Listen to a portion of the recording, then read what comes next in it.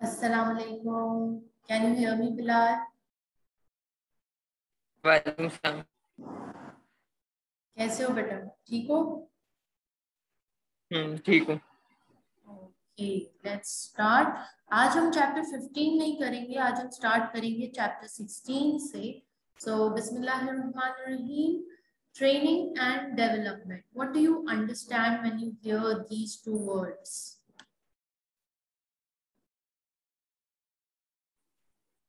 Training यानी कि employees की ट्रेनिंग करेंगे ताकि और ज्यादा बेहतरी आए, हर चीज में डेवलपमेंट होगी ट्रेनिंग की वजह से। And development?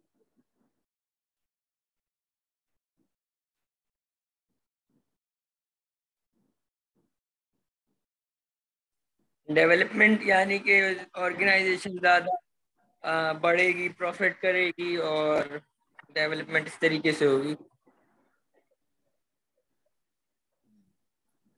So training and development, training का मतलब है कि किसी भी चीज की ट्रेनिंग दी जा सकती है। For example, you hire a qualified person for that particular job, मगर जाहिर है क्वालिफिकेशन का होना काफी नहीं होता, चूंकि प्रैक्टिकली चीजें काफी डिफरेंट भी हो रही होती हैं। सो प्रैक्टिकल चीजों से वाकिफ करवाना, जो वहाँ चल रहा है, जो नॉर्म्स हैं, जो सॉफ्टवेयर है, या जो भी काम से रिलेटेड कोई चीज सिखाने वाली है, तो उसे ट्रेनिंग कहते हैं।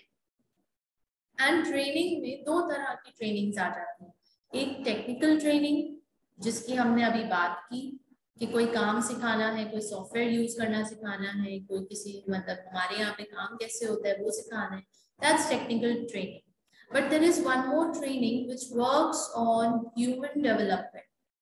ओके, ये जो ट्रेनिंग होती है ये बेसिकली लाइफ स्किल्स के ऊपर होती है कि उनको कॉम्पिटेंट बनाया जा सके, उनको सोशली और बेहतर बनाया जा सके, क्योंकि वो सोशली या पर्सनल लेवल पे उनकी जितनी ग्रोथ होगी, then that is going to affect the performance which they are going to do in that company, and therefore it is directly proportional to the company's growth.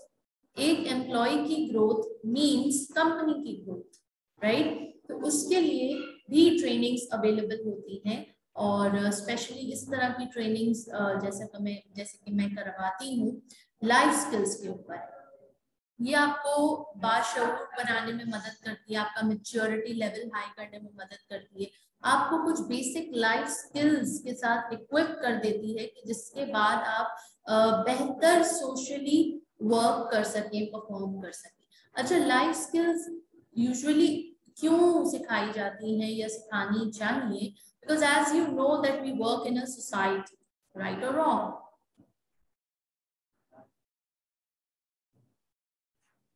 We work in a society and हमारा जो ताल्लुक है वो लोगों के साथ है, हमारा जो वास्ता पड़ता है वो लोगों के साथ पड़ता है।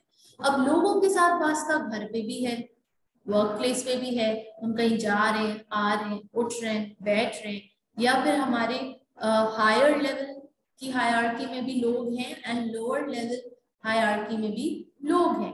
तो लोगों के साथ काम करना है, तो लोगों के साथ काम करने के लिए सोशल इंटेलिजेंस होना बड़ा जरूरी है, सोशली इंटेलिजेंट होना बड़ा जरूरी है। मगर बाज़ औक़ात लोग नहीं होते, क्योंकि हर एक की तरबियत डिफरेंट होती है, हर एक का माहौल, हर एक की फैमिली बैकग्राउंड, कल्चरल बैकग्राउंड, ये सब मुख्तलिफ होते हैं। लिहाजा ट्रेनिंग्स बाकायदा तौर पे करवाई जाती हैं जिसमें ये स्किल्स का एलिमेंट दिया जा सके, या जो गैप्स रह गए हैं तरबियत में वो फिल इन कर दिया जा सके। अब वो बाशऊरी तौर पे कॉन्शियसली अपने लाइफ स्किल्स और अपने सोशली इंटेलिजेंट होने पर काम कर सकते हैं, right? So this tells us about the entire chapter कि हम इसमें क्या पढ़ने वाले हैं. It's all about trainings and development. Now let's move into chapter and see. Okay, learning process. What's the learning process? पढ़िए.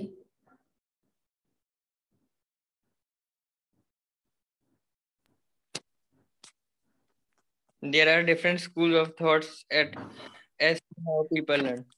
राइट, तो जब जहाँ ट्रेनिंग्स की बात आ गई, तो ये बात आ रही है दरअसल अपने एम्प्लॉयज को सिखाने की, मगर क्या हर कोई एक तरह से सीखता है कि हम क्लास में आए, लेक्चर दिया, चले गए और लोगों ने सीख लिया, लोग ट्रांसफॉर्म हो गए, लोगों ने अपनी जिंदगी में अप्लाई करना शुरू कर दिया? ओ नो, इतना आसान, ये ओवरनाइट जॉब नहीं, ठीक है। ये जॉब जो है हर इंसान अपने तरीके से सीखता है और हर इंसान सीखने के लिए मुख्तलिफ अंदाज अपनाता है। आप जब स्कूल में थे आपने देखा होगा कि कुछ आपके फ्रेंड्स होते होंगे जो ग्रुप स्टडी करना पसंद करते होंगे बिफोर एग्जाम्स। कुछ ऐसे भी बच्चे होंगे जो अकेले लाइब्रेरी में बैठ के पढ़ना पसंद करते होंगे। कुछ ऐसे बच्चे होंगे जिनको वीडियो लेक्चर से समझ आता होगा। कुछ ऐसे बच्चे होंगे जो यूट्यूब से देखकर सीखना पसंद करते होंगे। कुछ ऐसे बच्चे होंगे नहीं जिनको प्राइवेटली ट्यूशन चाहिए, 1-to-1 अटेंशन चाहिए। और कुछ ऐसे भी होते होंगे कि जिनको ट्यूशन के बगैर, किसी हेल्प के बगैर, क्लास लिए बगैर ही वो खुद ही से पढ़ के पास कर जाते होंगे। तो हर एक का सीखने का अंदाज, सीखने की स्पीड, सीखने का तरीका, सीखने का मूड अलग अलग टाइम पे होते हैं, अलग अलग तरीकों से होते हैं।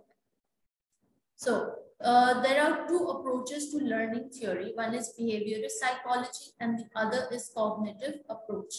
What do they say? Behaviorist psychology क्या कहती है, जरा पढ़ें।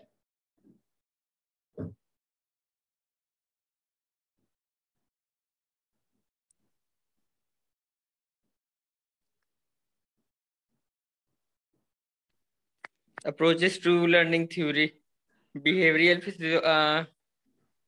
physiology concentrates on the relationship between stimuli input through the senses and responses to those stimuli, learning the information of few connections between stimulus and responses on the basis of conditioning. We modify our responses in future according to whether the results of our behavior in the past have been good or bad. Right. Behavioural psychology कहती है कि भाई एक होता है स्टिम्युलाई और एक होता है रिस्पॉन्स। स्टिम्युलाई यानी जिस चीज ने या जिस भी बात ने या जिस भी सिचुएशन ने या जिस भी इंसान ने कुछ कहा, कुछ किया, तो सामने वाला शख्स क्या हो गया, ट्रिगर हो गया, और ट्रिगर होने के बाद उसने एक रिस्पॉन्स दिया। That is behaviourist psychology. ये कहती है कि भाई जैसे ही आग लगी तो सबका रिस्पॉन्स क्या आया, सब भगदड़ मच गई, सब भागने लगे। तो 3 तरह के रिस्पॉन्सेस बेसिकली अगर ब्रॉड कैटेगरीज में डिवाइड करें तो या तो एक फाइट, फ्लाइट और फ्रीज। बेसिकली ये 3 बिहेवियर ऑप्शंस हैं कि रिस्पॉन्स के तौर पे या तो आप लड़ेंगे, डिफेंड करने लगेंगे खुद को, भाग जाएंगे, एस्केप करेंगे, या फ्रीज हो जाएंगे, कुछ भी नहीं करेंगे। So those are the responses. All right, next, cognitive approach.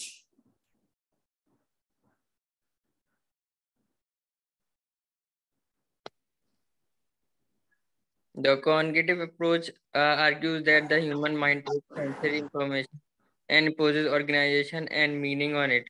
We interrupt and rationalize, we use feedback information on the behavior or modify unsuccessful behavior in future according to our goals and our plans for reaching them. Right.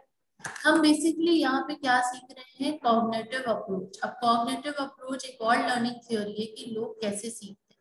तो यहाँ पे कहा जा रहा है कि भैया ये जो है ह्यूमन माइंड, ये क्या लेता है, सेंसरी इंफॉर्मेशन कलेक्ट करता है और इसको एक मायने या इंटरप्रिटेशन देता है और फिर इसको रैशनलाइज करता है और देखता है कि भैया मुझे क्या करना चाहिए। लाइक फॉर एग्जाम्पल, इसको हम ऑर्गेनाइजेशन लेवल पर लें तो ऑर्गेनाइजेशन अपनी परफॉर्मेंस को कैसे मेजर करती है, पास्ट परफॉर्मेंस देखती है कि भाई पिछले 5 साल हमारे कैसे गुजरे, क्या ट्रेंड ऊपर की तरफ था या ट्रेंड नीचे की तरफ था। अगर ट्रेंड ऊपर की तरफ था तो फिर अब हमारा अगला साल जो आने वाला है उसमें ऊपर जाएगा या नीचे आएगा। तो हम एक अंदाजा लगाते हैं, हम एक आइडिया लगाते हैं और वो हम पास्ट परफॉर्मेंस की बेस पर लगाते हैं। इसी तरह जब हम रिस्पॉन्ड करते हैं तो हमारे माइंड में कुछ कंडीशनिंग हुई भी है। जाहिर है हम बचपन से अभी तक इतने 20, 25, 30 साल, 40 साल की जिंदगी गुजार चुके हैं, तो हमारे बहुत सारे एक्सपीरियंस है हम गुजरे। तो उन एक्सपीरियंस की बेस पर हमारा दिमाग उन चीजों को ऑटोमेटिकली उस तरह से रिस्पॉन्ड करते हैं। लाइक फॉर एग्जाम्पल, अगर एक छोटा बच्चा है और उसका हाथ जला है गरम गरम पतीली को टच करने की वजह से, तो वो आइंदा कभी भी बड़े होते तक पतीली को देखकर वो कभी उसको लपक के पकड़ेगा, ठीक है, क्योंकि उसके एक्सपीरियंस में, उसके माइंड में ये बात रिकॉर्ड हो गई है कि ये पतीली गर्म होती है और इससे मुझे जला था, मुझे पेन हुआ था। He has an experience of pain and therefore he is not going to take the risk again, right? His mind has registered that that steel vessel is going to give him pain. And wherever he sees a steel vessel, he becomes conscious. He becomes cautious. He never hurries or rushes to touch that or hold it, right? Now that is cognitive approach. Past experience के base पर एक understanding, एक registration दिमाग में हो गई, अब उसके base पर हम आगे चल के behave कर रहे हैं या respond, right? अच्छा, ये basically ये approaches to learning theory में हमें ये बताया जा रहा है कि इंसान सीखता कैसे। इंसान अपनी गलतियों से सीखता है, ठीक है। इंसान अपने जो बचपन से जो उसके अभी तक एक्सपीरियंसेस हैं, माइंड में उसकी बहुत सारी बातें फीड की जाती हैं, कंडीशनिंग हो जाती है। अब जैसे कंडीशनिंग ये है कि तुम तो लड़के हो, लड़के रोते नहीं हैं, ये कंडीशनिंग है। तो इस कंडीशनिंग को सामने रखते हुए अगर कुछ ऐसा वाकया पेश आया कि जिसमें रोना आ रहा है, तो उस लड़के के दिमाग में ये बातें चल रही होंगी, अरे मैं तो लड़का हूँ, मुझे नहीं रोना चाहिए, या मुझे क्यों रोना आ रहा है, मुझे कंट्रोल करना चाहिए, लोग क्या कहेंगे, so on and so fourth, ठीक। तो उसी तरह से बिहेव कर रहा होगा, अपने आंसुओं को रोकने की कोशिश कर रहा होगा, अपने उस सैडनेस को दबाने की कोशिश कर रहा होगा। So all of this is because of conditioning, ठीक है। तो ये हो गया बिहेवियर साइकोलॉजी और एक हो गई कॉग्निटिव अप्रोच। अच्छा, अगर हम बेसिकली ये तो एक टेक्सचुअल बात होगी ना जो हमने पढ़ी या देखी, अब हम एक थोड़ा प्रैक्टिकल बात करते हैं कि दरअसल इंसान एक मजमुआ है पैशंस का, ठीक है। Now you see that a human, when we are studying human, जैसे कि हमने इस सेक्शन को शुरू करने से पहले भी देखा, that a human, in order to deal with humans, you need to understand the psyche of humans, at least basic psyche, right? So humans के जो ingredients हैं उसमें सबसे पहला physical, okay, we have a body, we have some physical needs, then emotional, हम basically एक मजमुआ है emotions का, feelings का, तो हमारी कुछ इमोशनल नीड्स भी हैं। Then we have intellectual needs and then we have some spiritual needs.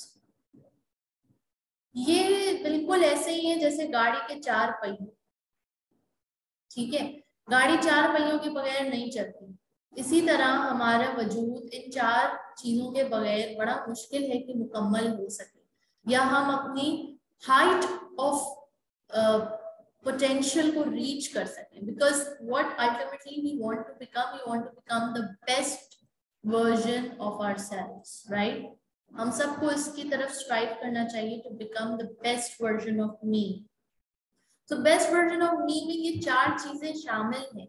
अगर इनमें से किसी एक चीज को भी इग्नोर किया जाएगा तो आप मुकम्मल शख्सियत नहीं बन पाओगे।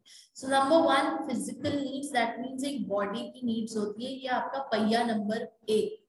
अब बॉडी की नीड्स हमने पिछली दफा भी कई सारी डिस्कस की थी कि जिसमें खाना पीना, आपकी जो बेसिक नींद और ये सब जरूरियात जो है वो सब फिजिकल नीड्स में फॉल करते हैं। If you don't take care of your water intake, if you don't take care of your breathing, of how you breathe consciously, आपको दिन में 3 से 4 दफा ब्रीथ करना चाहिए, to release the stress, to relax, to take in the complete oxygen which is required by our body to work, for our mind to work, to function better. So that's physical. Then emotional.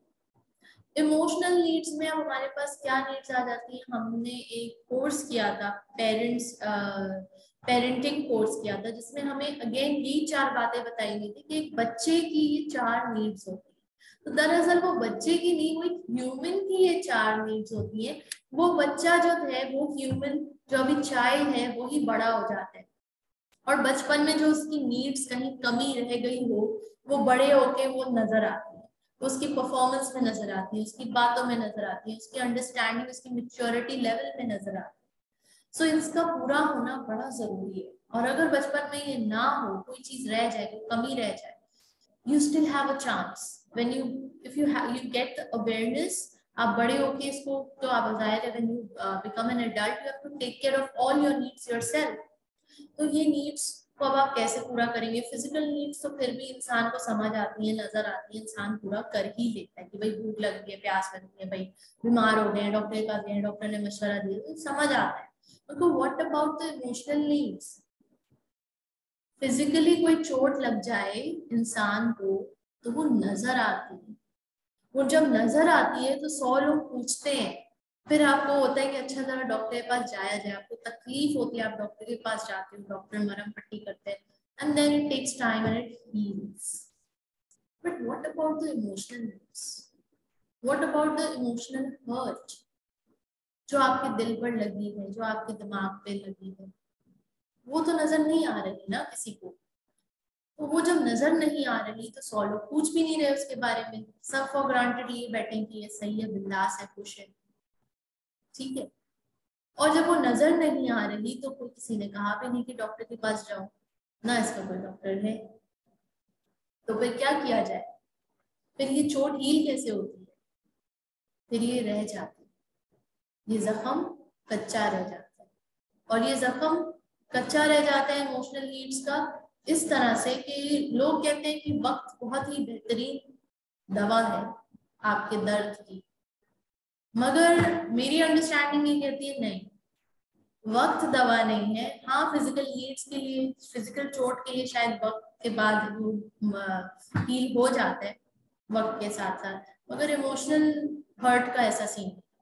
Emotional hurt जैसे जैसे वक्त गुजरता है, हाँ, emotional hurt धुंधला हो जाता है, नजर नहीं आने लगता, कहीं छुप जाता है, कहीं उसको पायदान के नीचे डाल के मट्टी को जमा कर लेते हैं, मगर वो खत्म नहीं होता या वो हील नहीं होता unless you want to heal it completely and consciously, unless कि आप उस पे वाकई में दवा मरहम पट्टी उसकी करें। सो इमोशनल नीड्स और इमोशनल हर्ट को मैनेज करना ये बेहद जरूरी हिस्सा है। ये गाड़ी का दूसरा पहिया है। अगर इस पहिए को पंक्चर लग जाए तो ये गाड़ी चल नहीं सकती। कैसे चलेगी? ये घिसटेगी, चलेगी नहीं, घिसटेगी। तो लिहाजा इमोशनल नीड्स को इग्नोर ना किया जाए। कहते हैं ना, जो नजर नहीं आता वो होता है, और जो होता है वो दिखता नहीं है, जो दिखता है वो होता नहीं है, और जो होता है वो दिखता है। तो emotions, emotional needs, emotional hurt शायद नजर नहीं आती, दिखती नहीं है, मगर उसकी हकीकत मौजूद है। Next, intellectual needs. Intellectual needs यानी आपकी दिमाग की, आपके इंटेलेक्ट की नशोनुमा, कि हाउ यू ग्रो इंटेलेक्चुअली। आप देखते होंगे अपने आसपास जितने भी ऑपरेशनल स्टाफ के लोग होते हैं, स्पेशली ऑर्गेनाइजेशंस में, और इवन आप वैसे भी अगर अपने सोसाइटी में देखें, जो ऑपरेशनल स्टाफ के लोग होते हैं वो इंटेलेक्चुअली इतने मैच्योर नहीं होते। क्यों नहीं हो पाते? उनकी इंटेलेक्ट एक जगह जाके रुक जाती है। क्यों रुक जाती है?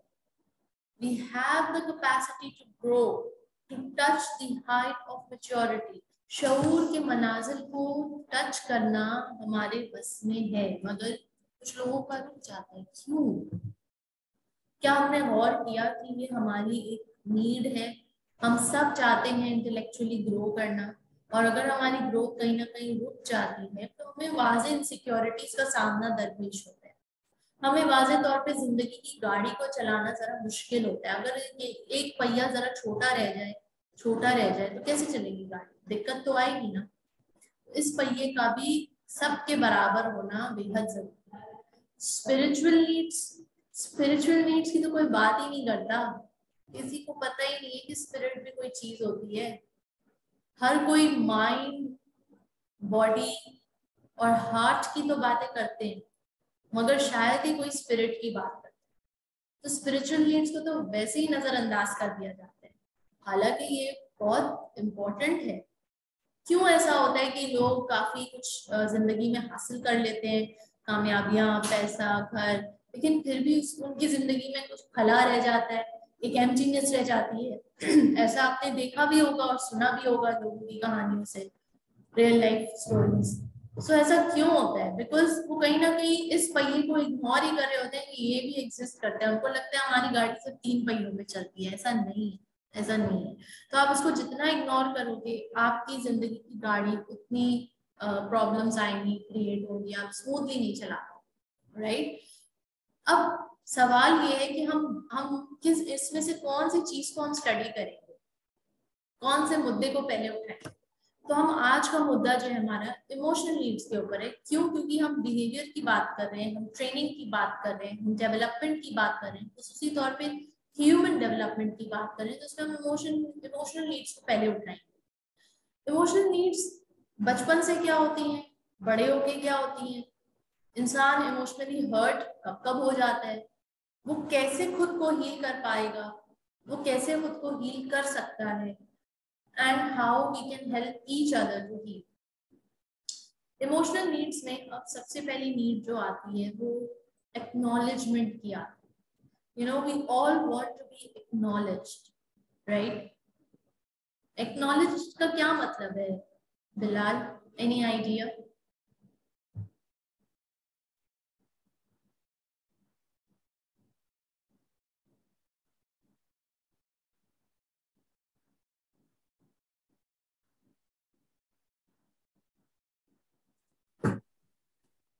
एक्नॉलेजमेंट यानी कि इस चीज को मानना कि हाँ ये चीज है। एक्नॉलेज किसी चीज को मानना, किसी की हकीकत को एक्नॉलेज करना। लाइक फॉर एग्जाम्पल, आपने कहा मिस आज मेरे सर में बहुत दर्द हो रही है, ठीक है, मेरे सर में बहुत दर्द हो रहा है और मैं जो हूं ना, बिल्कुल मुझे कुछ समझ नहीं आ रहा आप क्या पढ़ा, ठीक है। अब I being a tutor can respond either by saying अच्छा बस बस, मेरा भी रोज है, मेरे भी सर में दर्द हो रही है, चुप करके ध्यान दो, पढ़ाई करो, पढ़ाई से बचने के बहाने ना ढूंढो। This is one way to respond, okay? The other way could be, ओ बिलाल आपको सर में दर्द हो रही है, खैरियत, तबीयत ठीक है, क्या हुआ, कोई परेशानी, कोई बात परेशान कर रही है, बताओ, चलो आज पढ़ते नहीं, आज तुम जरा बताओ क्या हुआ आज आपके साथ, क्या सारा दिन में क्या किया, क्या खाया, क्या पिया, ठीक है। तो आप सिर्फ पूछना, एक्नॉलेज कर रही हूँ मैं कि ठीक है आपको सर में दर्द है, हो सकती है, इंसान हो जाती है, इट्स ओके। एक दिन नहीं पढ़ेंगे तो कोई ऐसे मसले वाली बात नहीं है, कयामत नहीं आ जाएगी। सो दैट इज एक्नॉलेजमेंट। तो बचपन से बच्चों की नीड नंबर 1 होती है कि उनको एक्नॉलेज किया जाए, क्योंकि बच्चों को हम समझते हैं कि यार ये मतलब ये तो बच्चे हैं, इनको क्या पता। तो अगर बच्चा कह रहे हैं कि मेरे पेट में दर्द है, अच्छा बहाने नहीं करो, झूठ नहीं बोलो, तुम बड़े शरारती हो गए हो, स्कूल से छुट्टी करने का बहाना तुम्हें अच्छा मिल गया है, टोपी कराते हो, ये वो, हम उसको झूठा कह रहे हैं इनडायरेक्टली। उस बच्चे को, उस मासूम बच्चे को जिसको अभी दुनिया में आए हुए 5 साल भी नहीं हुए, हम उसको झूठा कह रहे हैं। हम उसको सिखा रहे हैं कि हाँ हाँ तुम जो बोलोगे वो तो झूठी होगा, हम तो झूठी समझेंगे, मम्मी तुम तो वही झूठे। This hurts. वो ये हर्ट जो है बचपन से लगनी शुरू हो जाती है, ये कील टूटने शुरू हो जाते हैं दिल में, और फिर उसी तरह मेरा माइंड बनता चला जाता है। क्योंकि बचपन में दिमाग कच्चा होता है, वो उसी तरह से मतलब कि अच्छा मम्मी को तो जब बोलता हूँ पेट में दर्द है, मम्मी ये बोलती है डायलॉग मत मारो, झूठ नहीं बोलो, नाटक नहीं करो, फिर मैं क्या बोलूं, मैं क्या ऐसी बात बोलूं जो मम्मी मान जाए। तो वो फिर सोचने लगता है उस तरह। So the first step acknowledgement. The second step, once you have acknowledged, एक दफा आपने एक्नॉलेज कर दिया, then you need to also guide. अब जाहिर है बच्चा यानी कि मतलब आप उसकी हर बात को एक्नॉलेज करते जाओगे, यानी उसकी हर बात मानते चले जाए। वो कह रहे हैं मुझे टॉफी चाहिए तो उसको टॉफी देते जाए, उसके दांत अभी खराब हुए हैं, उसको तकलीफ है या डॉक्टर ने मना किया है तो देते जाए। नहीं, एक्नॉलेजमेंट का मतलब ये नहीं है कि मैं तुम्हारी बात मान लूं यानी कि तुम जो कह रहे हो वैसा कर लिया जाए। तुम कह रहे हो कि क्लास कैंसिल कर दे तो क्लास कैंसिल कर दे। नहीं, एक्नॉलेजमेंट का मतलब है कि मैंने रिस्पेक्ट की आपकी इमोशंस को, आपके इमोशंस को आई रिस्पेक्टेड कि ठीक है आपका मूड नहीं हो रहा, आज तबीयत ठीक नहीं लग रही, सर में दर्द हो रही है, या ठीक है आज वैसे ही गुस्से में वो हर्ट हो, कोई भी रीजन है, आई एक्नॉलेज दैट। ठीक है आज ये नहीं पढ़ते, आज ऐसी बातें। It's not necessary that I cancel the class. I will talk. Maybe I will talk about some general things. Maybe I'll talk about your personal life. Maybe we can discuss on our future, projects which we can do together, right? तो acknowledgement का मतलब ये नहीं है कि आपने उसकी हर बात को yes sir करके मान लेना। Acknowledgement का मतलब है you show the due respect to the other individual, that he is a human and he's going through a certain he's experiencing a certain emotion, so I respect your emotions. It's okay. You can take some space, take some time, fine. And then guide यानी कि अगर इस वक्त तुम्हारे हक में ये बेहतर है कि अगर आप स्कूल चले जाएं, आपका एग्जाम है, मैं आपको दवा दे देती हूँ, ठीक है, इस तरह से आप गाइड कर सकते हो। मगर हम क्या करते हैं, हम स्ट्रेट अवे चोट लगा देते हैं। हम स्ट्रेट अवे बोलते हैं ओ तुम तो हो ही छूटे, वो फिर से बहाना मार रहा है, इंटरनेट नहीं काम कर रहा, वो फिर से छुट्टी का बहाना, ओ ये ओ वो, ठीक है। तो these start happening from early in childhood and we don't understand and don't give value specially to others emotions. हमें अपना तो बड़ा होता है कि तुम्हें एहसास नहीं है मेरे सर में दर्द हो रही है, तुम्हें एहसास नहीं है मेरी फलां का इंतकाल हो गया है, मैं कितनी डिस्टर्ब हूँ, मैं कितनी अपसेट हूँ, तुम्हें एहसास नहीं है इस बात का।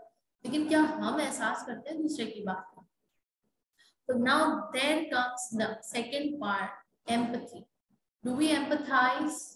Do we put our feet in other person's shoe and try to understand his position from where he's talking?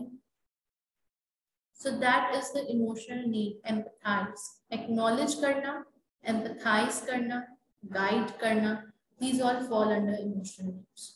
Now coming, अब हम बड़े हो गए, हम अब लोगों से मिल रहे हैं, घर में, बाहर, दोस्तों के साथ। अब हम लोगों के साथ जब हम घुल मिल रहे हैं, हम किस तरह बिहेव करें, हम किस तरह बात करें ताकि हम अच्छे से मिंगल अप हो सके और with lesser conflicts, with lesser fights, with lesser misunderstandings। तो उसके लिए क्या जरूरी है? उसके लिए क्या जरूरी है बिलाल? Any idea?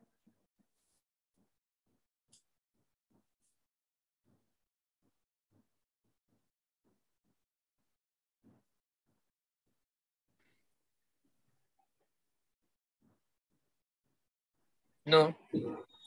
उसके लिए हम ये करेंगे कि हमें सबसे पहले तो एक बेसिक अंडरस्टैंडिंग होनी चाहिए about what a human is all about, जो कि हम डे 1 से इस सेक्शन को स्टार्ट करने से समझने की कोशिश करते चले आ रहे हैं। अंडरस्टैंडिंग ह्यूमन के ये कुछ नीड्स होते हैं, ठीक है। अंडरस्टैंडिंग दिस फर्दर, हमारा ताल्लुक, हमारे 3 तरह के रिलेशनशिप्स होते हैं। एक 3 या 4 तरह के रिलेशनशिप होते हैं एज डिस्क्राइब्ड बाय इकबाल, कि इंसान का ताल्लुक अपने साथ, रिलेशनशिप विथ माई सेल्फ। इंसान का ताल्लुक इंसान के साथ, relationship with other people, then इंसान का ताल्लुक कायनात के साथ, relationship with environment, then finally इंसान का ताल्लुक अल्लाह के साथ या अपने क्रिएटर के साथ, राइट। तो ये 4 लेवल्स पर ये 4 ताल्लुक हैं जिसके इर्द गिर्द हमारी जिंदगी घूमती है। मेरा खुद के साथ ताल्लुक, मेरा मेरे दूसरे लोगों के साथ, रिश्तेदारों के साथ, वर्क प्लेस लोगों के साथ ताल्लुक, मेरा एनवायरनमेंट कायनात के साथ ताल्लुक, और मेरा अपने खालिक के साथ ताल्लुक। अब ये 4 ताल्लुक के जो लेवल्स हैं, इसमें अगर मैं खुद को, सबसे पहला ताल्लुक कौन सा है? मेरा ताल्लुक मेरे साथ। अगर मैं उसको नहीं समझ पाई, अगर मैं खुद को नहीं समझ पाई, तो मैं किसी और को क्या खाक समझूं? अगर मैं अपने इमोशंस की रिस्पेक्ट नहीं कर पाई, एक्नॉलेज नहीं कर पाई, तो मैं किसी और की क्या खाक करूंगी? अगर मैं अपने फिजिकल नीड्स को पूरा नहीं कर पा रही, इंटेलेक्चुअल नीड्स को नहीं देख पा रही, स्पिरिचुअल नीड्स को नहीं देख पा रही, तो मैं दूसरों के साथ क्या रिलेशनशिप? कुछ नहीं। सो रिलेशनशिप विद माई सेल्फ, अपने अंदर डूब के पाजा सुरागे जिंदगी, मेरा नहीं बनता तो ना बन, अपना तो बन। उसका यही मतलब है, खुद को तो जानो, खुद को पहचानो, खुद को देखो, become the best version of yourself, and you can only become the best version of yourself once you start getting to know yourself, कि मैं कहाँ हूँ, मैं क्या हूँ, मैं कौन हूँ, मैं किस लेवल पर खड़ा हूँ, और मुझे मैं इससे बेहतर क्या बन सकता हूँ या नहीं बन सकता। As it is rightly said in the Quran, qad aflaha man tazakka, success उसी में है बेशक, अपने तस्किए में, अपना चेक एंड बैलेंस करते रहना, अपना मवाज, अपने आप को अपने पास्ट से चेकआउट करते रहना कि मैं पास्ट में कैसा था, कैसी थी, और अब मेरे अंदर कौन सी मैंने सलाहियतें पैदा करनी है, अब कौन सी कमियां रह गई हैं, अब मुझे किन चीजों पे काम करना है। ठीक, जब आप ऐसे काम करना शुरू करोगे, यू स्टार्ट विद योरसेल्फ, आपके ताल्लुकात आपके इर्द गिर्द के लोगों के साथ बेहतर होने लग पड़ेंगे। अच्छा, अब हम सोचते हैं, लाइक मैं अपनी अगर बात करूं, मैं 10 साल पहले, 11 साल पहले, I used to think these relationships are all bullshit.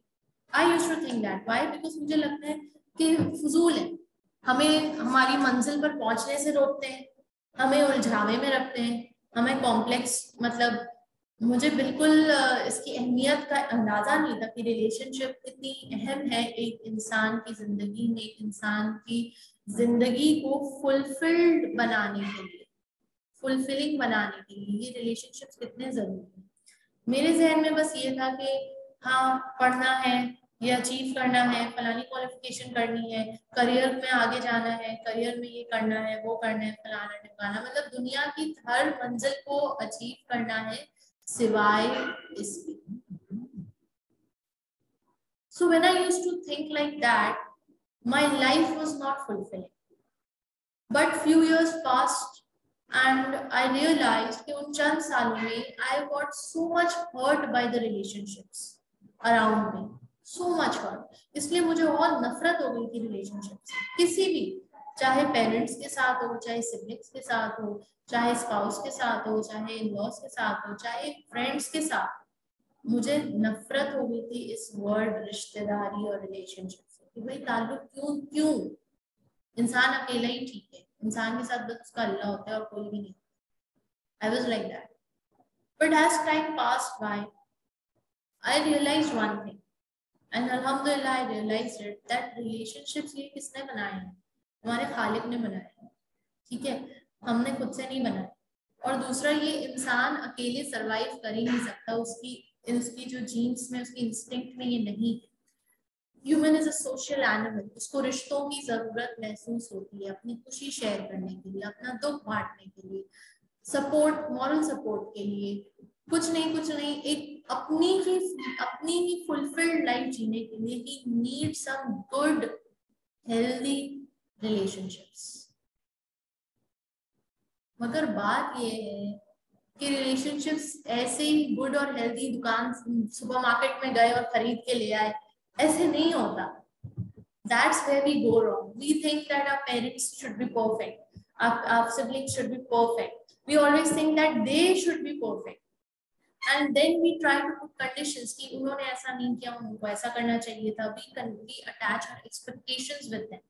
उनको ऐसा करना चाहिए था, उनको वैसा करना चाहिए था, उन्होंने ये क्यों नहीं किया, उन्होंने वो क्यों नहीं किया, वो नहीं ऐसे, वो ये फला, कोई मुझे नहीं समझता। And that's very dense. But no, in reality, good and healthy relationships आप सुपरमार्केट से जाके परचेज नहीं कर सकते. It's not a ready-made stuff. You need to build them. You need to build them. You are the one who's going to build a good relationship. You are the one who's going to make it healthy. You are the one who's going to put the chashni in it and make it really, really fulfilling. And how do you do that? How do you do that? Simple formula. You know that human, you know a human, you know how the psyche works. So first you must know yourself. When you know yourself, you love yourself, you respect your feelings, you respect your needs, you try to fulfill them, you try to become the best version of yourself. And this is how, when you start becoming the best version of yourself, automatically things start getting fixing around you. चीजें अपने आप सही होने लगती हैं, रिश्ते अपने आप सही होने लगती हैं जब आप खुद को दुरुस्त करने लग पड़ते हैं.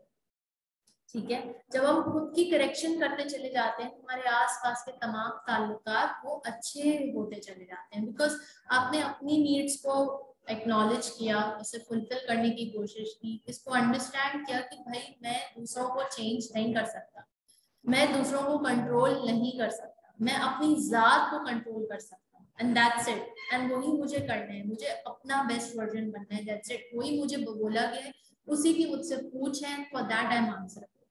और हुजूर पाक सल्लल्लाहु अलैहि वसल्लम ने कहा कि वो इंसान सबसे अच्छा है जो अपने घर में सबसे अच्छा है. घर में सबसे अच्छे से मुराद क्या है कि जो घर के आपके रिश्ते हैं, ताल्लुक हैं, अगर आप घर वालों के लिए बायसे सुकून है, बायसे अमन है, बायसे खुशी है, बायसे हेल्पिंग हैंड है, तो आप बाहर वालों के लिए भी मुफीद. और अगर आप घर वालों के लिए अजियत हैं, आप घर वालों के साथ अपना ताल्लुक नहीं बना पा रहे, तो जिन लोगों ने आपको पैदा किया, जिन लोगों के साथ आपने बचपन गुजारा, उनके साथ जब आपकी अंडरस्टैंडिंग नहीं है, तो बाहर किसी वर्क प्लेस पे जाके how can you meet a stranger and say that I have a very good understanding with that person? You can't claim that. Sorry, that's all fake. 10 minute किसी के साथ गुजार लेना अच्छे से कोई कमाल नहीं. जिंदगी के ज्यादा लम्हात जिनके साथ गुजारे जाते हैं, उनके साथ वो खूबसूरती से गुजारना, वो कमाल. ठीक है, so this is how you, I hope it's making sense, everything is making sense. Okay जी, आगे बढ़ते हैं. हमारे पास कुछ लर्निंग स्टाइल्स है. हर इंसान डिफरेंट तरह से सोचता है, सीखता है. Number 1, honey and Mumford. Honey Mumford says something. What does he say?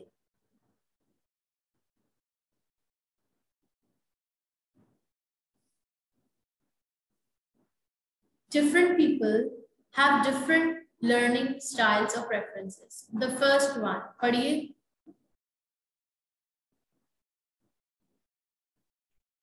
पढ़िए और मुझे समझाते जाइए.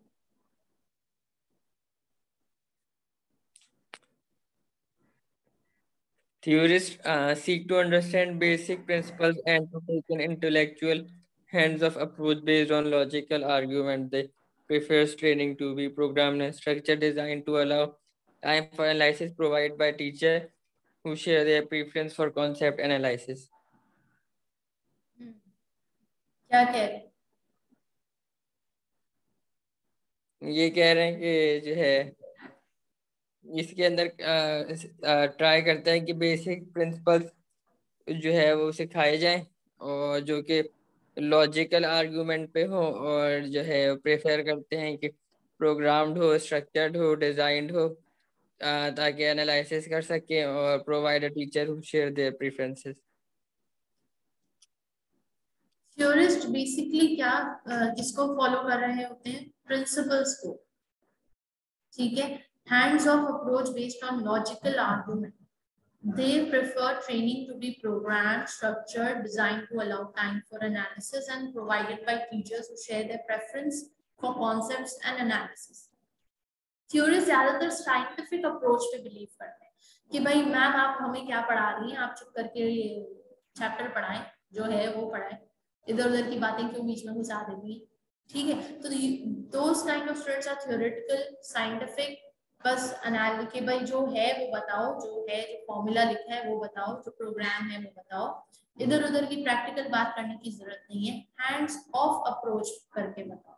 हैंड्स ऑफ अप्रोच मतलब एक होता है hands on experience. Hands on experience means what, कि जो आप प्रैक्टिकली करके देख रहे हो, मगर जो आप प्रैक्टिकली करके नहीं देख रहे, सिर्फ मुंह जबानी थ्योरेटिकली लेक्चर ले रहे हो, that is hands on approach. Okay, then reflectors पढ़िए।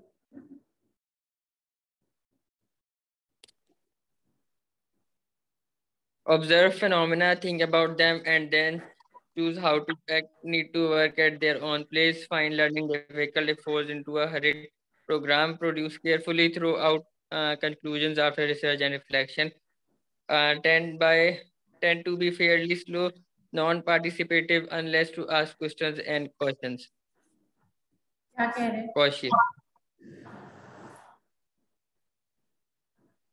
यानी कि कह रहे हैं कि वो पहले ऑब्जर्व करते हैं, फिर उसको सोचते हैं, फिर उसके ऊपर एक्ट करते हैं, और अपनी जो है ऑन जगह के ऊपर यानी अपनी जगह पे काम करते हैं, और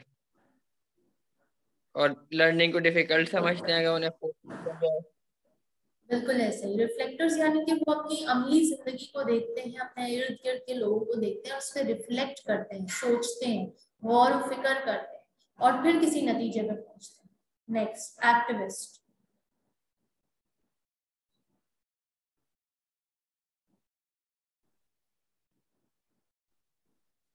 Deal with practical active problems that do not have patience with theory, require training based on hands-on experience, are excited by participation and pressure such as new projects, are flexible and optimistic, but tend to rush and something without due to preparation.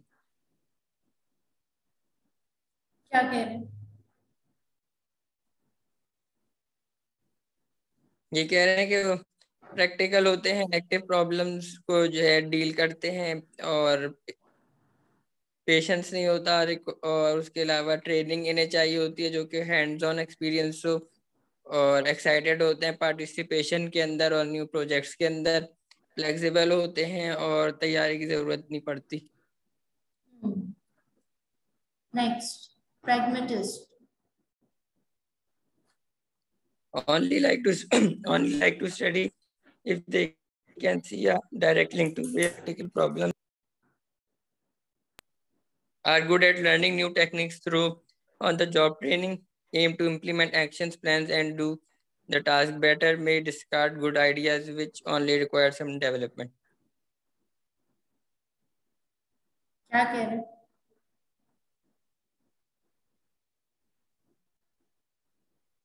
ये कह रहे हैं कि वो जब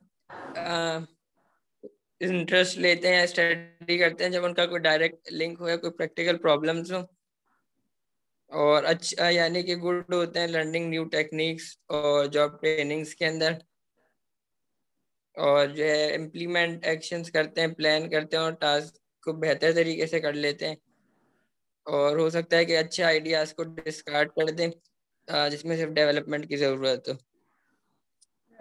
सो pragmatist basically क्या है कि जब वो देखते हैं कि भाई हमें फला चीज से प्रैक्टिकल सोल्यूशन मिल रहा है, हमारा मसला हल हो रहा है, तब जाके उनको क्यूरियोसिटी या इंटरेस्ट उनका डेवलप होता है। हाँ हाँ, मैंने और पढ़ना है कि इसमें और क्या है, या इसकी अगर थ्योरी भी है तो क्या है, तब उनका इंटरेस्ट अराइज होता है। लेकिन उनको लगता है सब बकवास है, मुंह जबानी है, प्रैक्टिकली इसका कोई इम्प्लीमेंटेशन नहीं है, तो फिर वो छोड़ देते हैं, उनका इंटरेस्ट नहीं होता।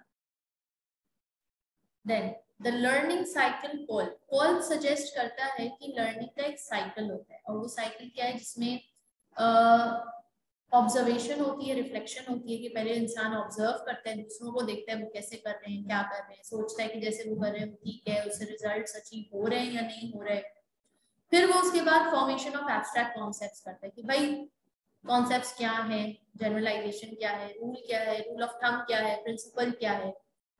उसके बाद जो है ना वो अप्लाई करते हैं, टेस्ट करते हैं, सैंपल टेस्ट करते हैं, एक्सपेरिमेंट करते हैं कि भाई ये वर्क कर भी रहा है या नहीं, and then finally they go through the experience. तो ये एक साइकिल है जो पॉल सजेस्ट करते हैं। So simplified this learning by doing approach involves action, analyze action, suggest principles, apply principles, again act. अब यहाँ पे जो एक्ट है वो कोई और एक्ट कर रहा है और वो उसको ऑब्जर्व कर रहे हैं, देख रहे हैं, एनालाइज कर रहे हैं, फिर देख रहे हैं इसके पीछे प्रिंसिपल क्या है, साइंटिफिक लॉज क्या है, फिर उसको अप्लाई कर रहे हैं और फिर खुद एक्ट कर रहे हैं. Organizational learning. What is organizational learning? Please read.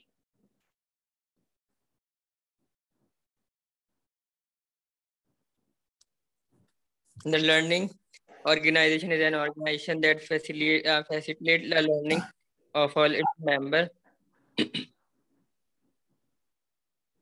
by gathering and sharing knowledge, tolerating experience, and solving problems analytically. I hope ये बात समझ आ रही होगी.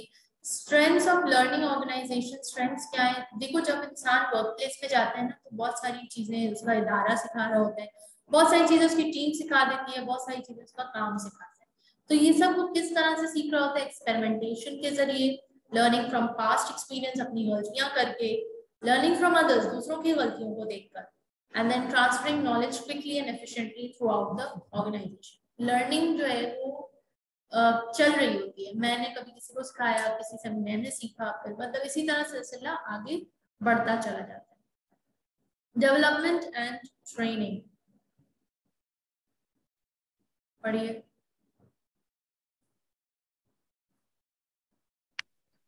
In order to achieve its goal, an organization requires a skill workforce which partially achieved by training. So goals achieve करने के लिए organisation को skilled workforce की जरूरत है, समझदार लोगों की जरूरत है. This is partly achieve by training. Partly technical training देकर अचीव हो जाता है, पार्टली लाइफ स्किल ट्रेनिंग देकर अचीव होता है. Factors affecting job performance. Job performance को क्या चीज है जो अफेक्ट कर रही होती है, जिसमें training and development is one method which an organization may seek to improve performance of its staff. देखो जब आप डाइवर्सिटी की बात करते हो, हमने जैसे पिछले चैप्टर्स में डाइवर्सिटी की बात की, इंक्लूजन की बात की, कि डिफरेंट जगह से, डिफरेंट जेंडर से, डिफरेंट कल्चर से लोगों को लाके जगह जमा करना और ऑर्गेनाइजेशनल गोल्स के लिए उन्हें मोटिवेट करना कि वो काम. मगर सबको एक पेज पर लाना, यार एक फैमिली के 9 लोग एक जैसा नहीं सोचते, उनको एक पेज पर लाना बड़ा मुश्किल हो जाता है. फैमिली पिकनिक करवाना इतना मुश्किल हो जाता है. ठीक है, तो what about this is an organisation और उसके गोल्स अचीव करने हैं. हम यहाँ रिश्ते बनाने ऑर्गेनाइजेशन में नहीं आते हैं, अपने कुछ गोल्स अचीव करने आते हैं. तो बॉसेस के पास टाइम नहीं है कि वो बैठ के रिश्ते बनवाएं, आपस में मेल मोहब्बत और वो डेवलप करें, और ऑर्गेनाइजेशन के एम्प्लॉइज को बोले आप अंडर द ऑर्गेनाइजेशन की रूफ आप एक फैमिली हैं और ये और वो प्यार मोहब्बत से रहें, कोऑपरेट करें, एक दूसरे को प्रमोट करें, सपोर्ट करें, रादर देन लेग पुलिंग करें. तो टाइम नहीं होता ये सब चीजों का. और अगर वो बोल भी दे तो एम्प्लॉइज तो एम्प्लॉय माइंडेड है, उसको क्या फर्क पड़ता है, उसको अपनी तनख्वाह चाहिए, दैट्स इट. काम हो नहीं हो, बीच में फटने हो, टाइम्स आया हो, how does it make a difference to him? He just wants his basic salary, right और रॉन्ग. तो इस गैप को फिल करने के लिए या तमाम लोगों को एक पेज पर लाने के लिए, या चलो हम कोई गारंटी या हम दावा तो नहीं कर सकते ना कि 100 के 100 लोग एक पेज पे आ जाएंगे after the training of after a days training, 5 घंटे की ट्रेनिंग के बाद, 1 दिन की ट्रेनिंग के बाद. लेकिन हम ये तो कह सकते हैं कि हाँ उन 15 लोगों में कम से कम 3 लोगों को फर्क पड़ा, या कम से कम 2 लोगों को फर्क पड़ा. एंड यकीन जाने एक बंदे को भी अगर फर्क पड़ जाए तो बड़ी तब्दीली आती है. और वो एक बंदा कौन है? मैं बिकॉज मुझे फोकस अपने ऊपर करना है. I have to become the best version of myself, right or wrong. So qad aflaha man tazakka. I have to, the success lies in self improvement, in cutting out the undesired things inside me and adding on the desired things in me, right? So that is how it works. तो job performance बिल्कुल affect होती है. हम समझ रहे हैं emotions को, हम समझ रहे हैं अपने बिहेवियर्स को, हम समझ रहे हैं ह्यूमन साइकी को, ये तमाम चीजें हम समझ रहे हैं, रिश्तों को, ये तमाम चीजें जॉब परफॉर्मेंस पे अफेक्ट करती हैं, आपकी लाइफ पर अफेक्ट करती हैं. अगर आपका दिल खराब हो, दिल दुखा हो, किसी ने आपको ऐसी कोई बात कह दी, आपका दिल दुख गया, क्या आप उस दिन पढ़ पाते हो? क्या उस दिन आप कोई भी काम अच्छे से कर पाते हो? आप इमोशनली हर्ट हो. जब एक इंसान फिजिकली हर्ट होता है वो काम नहीं कर पाता, तबीयत खराब होती है, बुखार होता है, वो काम नहीं कर पाता। तो जब एक इंसान इमोशनली हर्ट होता है तो वो तब भी काम नहीं कर पाता। आप जरूर इस एक्सपीरियंस से गुजरे होंगे।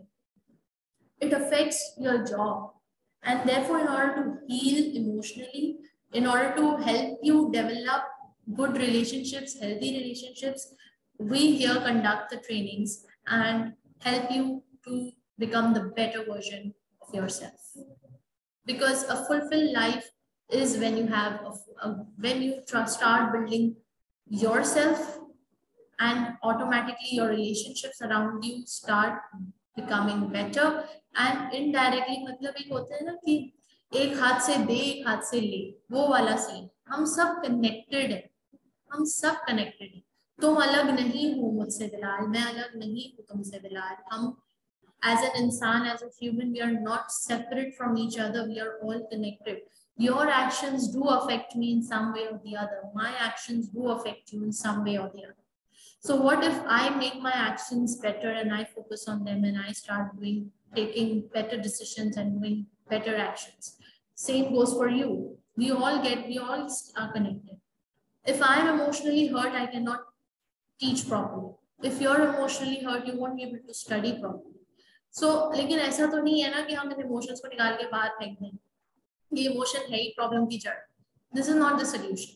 The solution is to acknowledge the fact that we are humans and we have that emotional factor in us, and it is that one wheel of the car जिसको हमें देखभाल जिसकी करनी होगी, तब जाके गाड़ी जिंदगी की चले।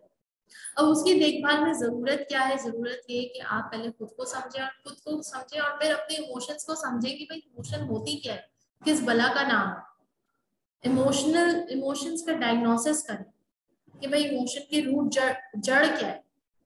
From where is it arising? Is it the situation? Is it the stimuli that is actually affecting me? Or is it my own thought process on looking at the situation? Situation तो सबके लिए एक बराबर है। यहाँ पे 5 students है, ठीक है। आप स्कूल में पढ़ते हो ना, क्लास में 50 बच्चे बैठे होते हैं, टीचर वही पढ़ा रहा होता है, सिचुएशन सेम होती है, मगर 50 बच्चों का रिएक्शन डिफरेंट होता है।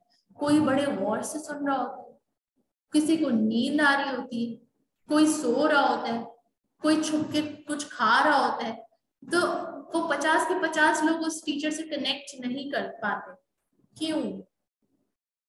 उनके इमोशंस उसके साथ कनेक्ट क्यों नहीं हो पाते? Why are they not responding same to the same situation? दूसरी मिसाल, हॉरर मूवी देखी है कभी बिल्ला?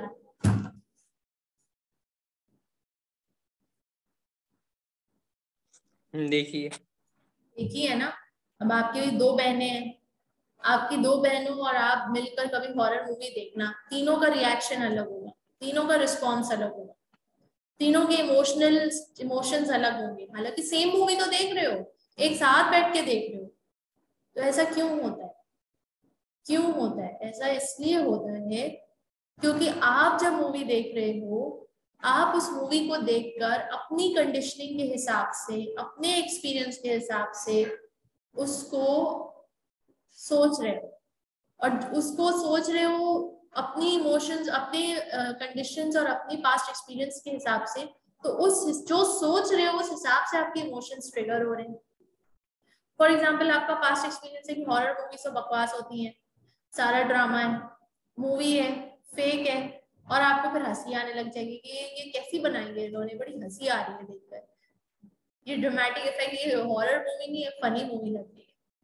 Based on your understanding, based on your maturity level, because of your thoughts that you created on seeing that situation. आपकी sister on the other hand अगर आपसे छोटी है तो वो डर रही होंगी, हो सकता है उनको सब कुछ असली लग रहा होगा, because she is responding according to her thoughts, according to her conditioning, according to her maturity level, right? And your third sister, she might be not responding at all कि हाँ ठीक है, चल रही है मूवी, देख रहे हैं, टाइम पास, सही है, ना अच्छी थी ना बुरी थी। Maybe she has that kind of response because of her understanding, her maturity level and her conditioning, her past experiences. Now emotions की जड़ क्या हुई कि आपकी सोच. Situation is never directly proportional to your response. हम समझते हैं कि मुझे गुस्सा आया क्योंकि उसने मुझे गाली दी, तो मुझे गुस्सा तो आना ही था ना. Now that gali was a stimuli, was a situation, and you responding or feeling anger is your response to the situation. हमारी ये कंडीशनिंग हुई भी है या हमारी ये अंडरस्टैंडिंग है कि ये दोनों ऐसे कनेक्टेड, हालांकि इन दोनों का आपस में कोई कनेक्शन नहीं. सिचुएशन सिचुएशन है, आपका रिस्पॉन्स है, और सेम सिचुएशन में दो लोग अलग तरह से रिस्पॉन्ड करेंगे, बिल्कुल ऑपोजिट. कर सकते हैं या नहीं कर सकते? यस और no?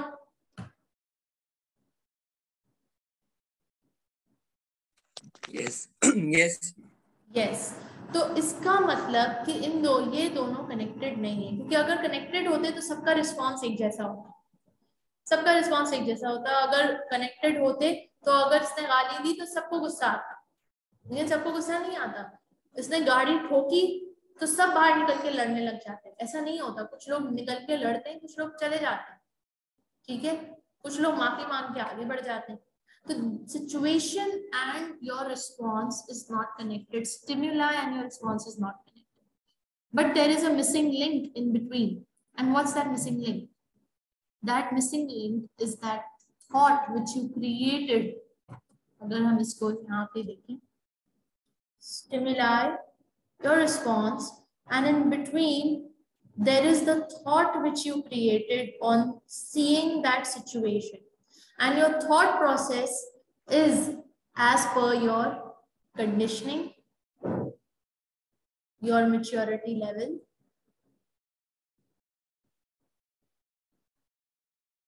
and your past experiences. So this is the situation, this is the stimuli, this is your response. Response को हम इमोशंस कह सकते हैं, क्योंकि रिस्पॉन्स आप अपने इमोशंस के मुताबिक करते हो, राइट. जो आप फील करते हो तो वैसे ही रिएक्ट करते हो, रिस्पॉन्ड करते हो. अगर आपको गुस्सा नहीं आ रहा तो आप गुस्सा थोड़ी शो करोगे, आपका एक्शन कुछ और होगा. लेकिन अगर आपको गुस्सा आ रहा है तो आपका एक्शन कुछ और होगा. बट चूंकि इतना जल्दी हो रहा होता है, इट इज सो फास्ट कि with in a fraction of second आपको पता ही नहीं चलता कि बीच में ये एक इनविजिबल चीज है जिसको थॉट कहते हैं. और इसकी वजह से आपके वो इमोशंस आ रहे होते हैं. और हमें लगता है नहीं वो तो सिचुएशन ऐसी हुई इसलिए मैंने ऐसा किया, वो टीचर ने डांटा तभी तो मुझे शर्म महसूस हुई क्लास में, तभी तो मुझे इंसल्ट फील हुई, उसने ऐसा कहा. मगर हम बीच में भूल जाते हैं कि भाई बीच में हमारा एक और दिमाग है, इन दो कान और यहाँ पर हमारा एक दिमाग है जो सोचता है, और वो इतनी तेजी से सोचता है बिलाल कि हमें वो with the speed of the lightning हमारा दिमाग सोच रहा होता है. और आपको पता है एक दिन में मोर देन 70,000 थॉट्स आते हैं इंसान को, मोर देन 70,000. दिन में 24 घंटे भी नहीं होते और 70,000 थॉट्स आ रहे होते हैं. तो आप सोचे speed of your thought, right. तो इतनी तेजी से होता है कि वो आपको पता ही नहीं चलता कि वो कब आपको लगता है कि नहीं वो उसने कहा ना इसलिए मुझे ऐसा फील हुआ, लेकिन उसके बीच वो फ्रैक्शन ऑफ सेकंड में वो थॉट है जो आपने क्रिएट की. अब हमारी दूसरी कंडीशनिंग क्या हुई है? देखो हमारी पहली कंडीशनिंग क्या थी कि सिचुएशन और रिस्पॉन्स जुड़ा हुआ. That's our first conditioning which we need to break. कि नहीं ये जुड़ा हुआ नहीं है, ये सेपरेट है. बीच में हम थॉट क्रिएट करते हैं जिसकी वजह से इमोशंस अराइज होते हैं. That's the first conditioning which we need to break.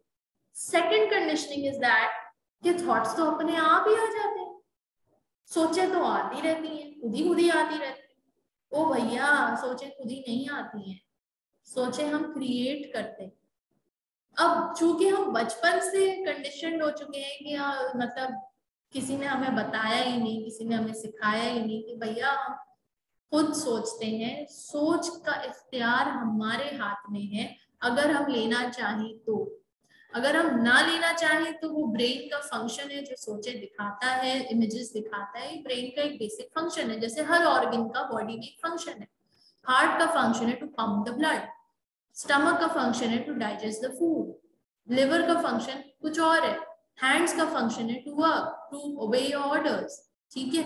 आंख का फंक्शन है ये आपको दिखाती है, तो आप उसको कॉन्शियसली तो नहीं बोलते ना आपको कि देखो, वो तो दिखाती है, उसका काम ही यही है। तो वैसे ही your brain is an organ which always shows you an images, it's his job. And चूंकि आप उसको कंट्रोल नहीं कर रहे तो वो ऑटो पायलट पे चले जा रहे, और वो चले जाएगा unless you wake up and you take the control in your hand. Now, how? Let's prove it. Let's prove it कि सोचें आपके इख्तियार में है या नहीं। Okay, बिलाल, do not, अभी मैं कुछ आपको इंस्ट्रक्शंस देने वाली हूँ, आपको वो फॉलो करने, right? Do not think of a gray apple.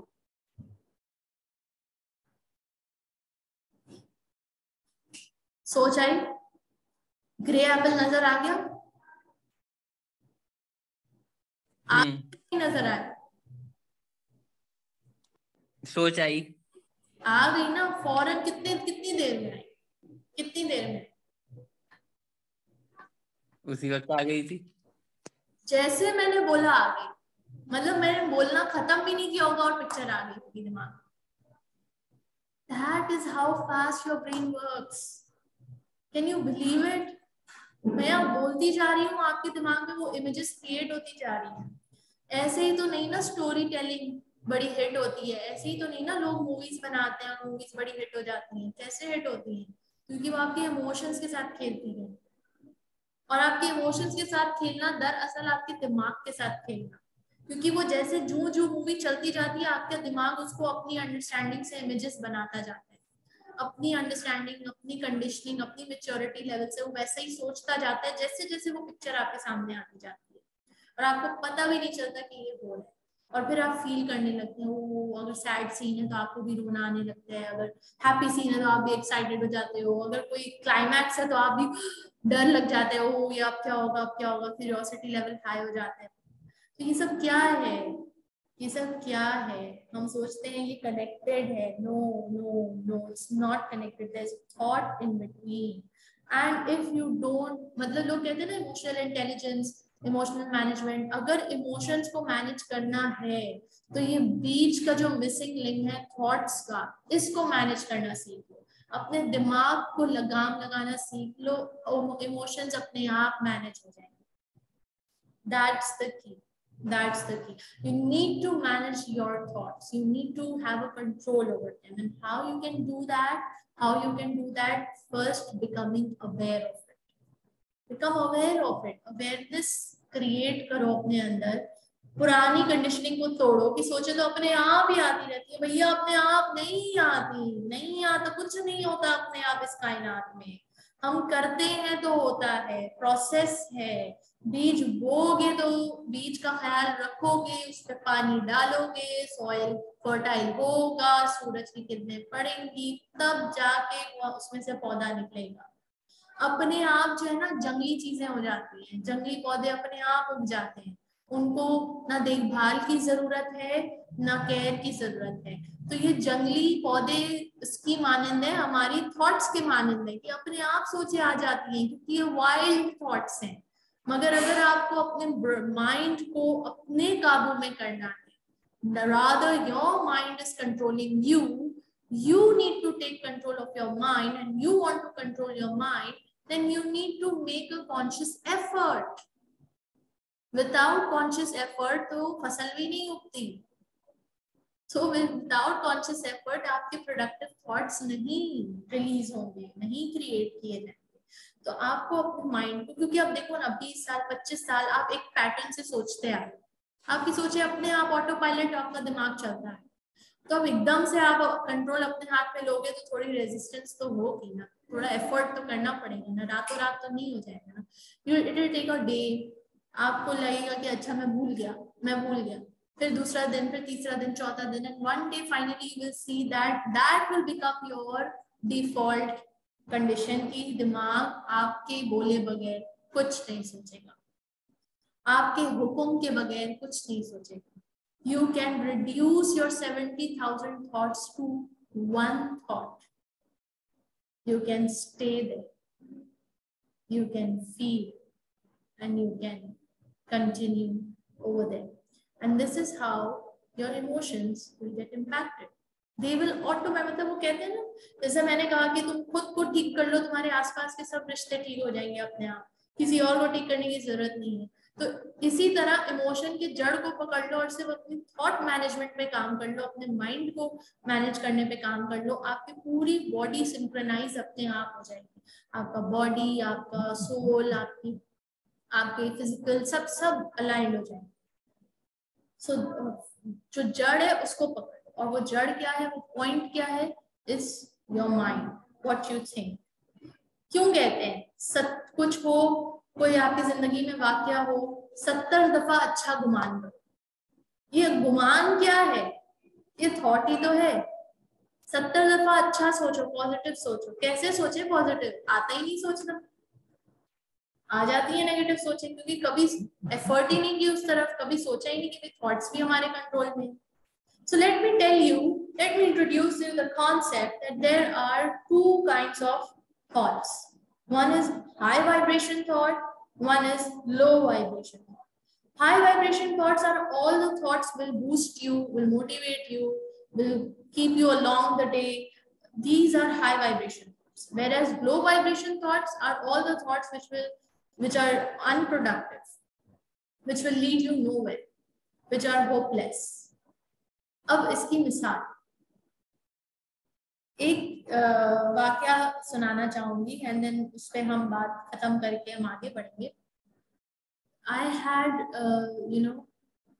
had invited my sister. My sister came from Los Angeles, ठीक है, मेरी बहन लॉस एंजलिस से आई हुई थी और मैंने उसको इनवाइट किया, जरा आओ हम सर घूमते हैं, और मैंने पीसी होटल में बुकिंग करा ली अपना मतलब लंच की ना, and then we had a plan that we will go for a movie, then हम लंच करेंगे एंड देन मतलब we'll have a really good time. और वहाँ पीसी में लंच के लाइक एंड होते ही वहाँ पे मतलब एक छोटा सा इवेंट था आतिफ असलम का। So I thought that will be a superb day with my sister, okay?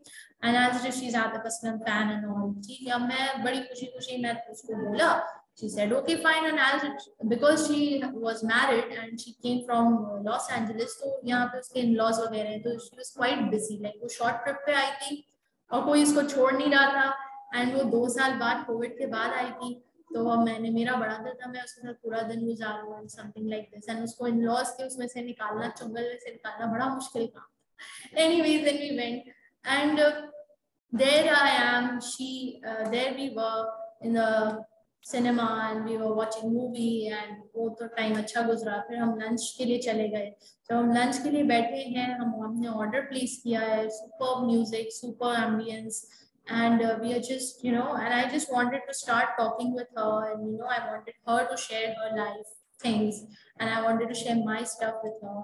तो उसी लम्हे जब मैं उसको देखती हूँ, मैं देखती हूँ that she is into her mobile, okay, she is into her mobile, and on seeing that कि यार मैं इसको, on seeing that 5 thoughts that come to my mind or that could have come to my mind. So let me show you those 5 thoughts. Let me take you inside my brain and show you those 5 thoughts.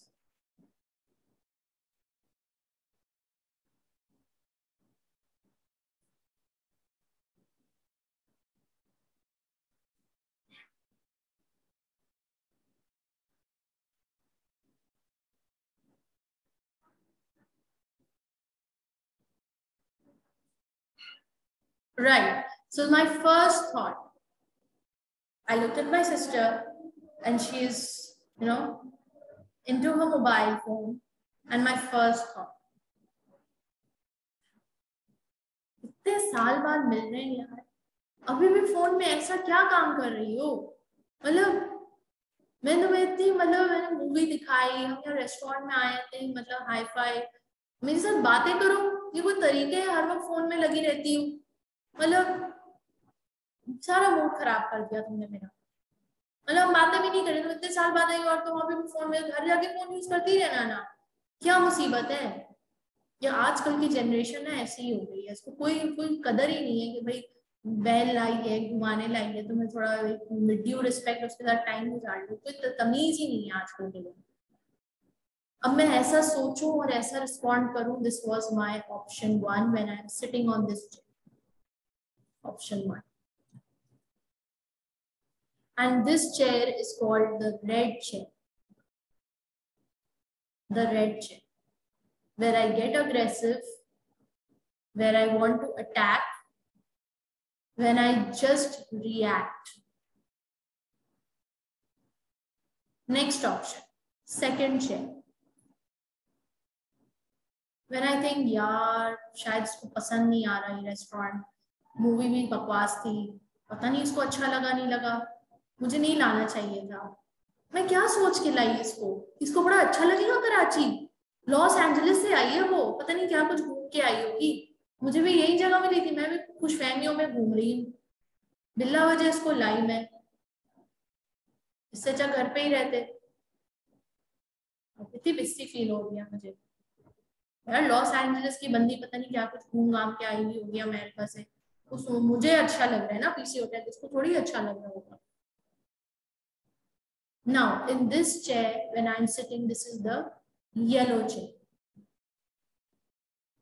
where I'm thinking, I'm going into self-doubt and I'm attacking myself.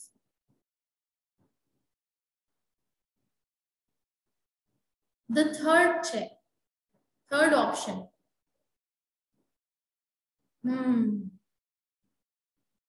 wait Isha, wait, don't jump onto the conclusion. हो सकता है कोई important message आया हो, वो check कर रही हो सकता है कोई बहुत ही इंपॉर्टेंट कोई चीज हो, मुझे नहीं पता उसकी लाइफ में क्या चल रहा है। Isha hold on, stop assuming, stop concluding, stop judging. अभी बात करेगी, 1 सेकंड का कुछ कर रही होगी काम, अभी कर लेंगे बात यार, इट्स ओके यार, क्या हो गया, जज्बाती क्यों हो गई?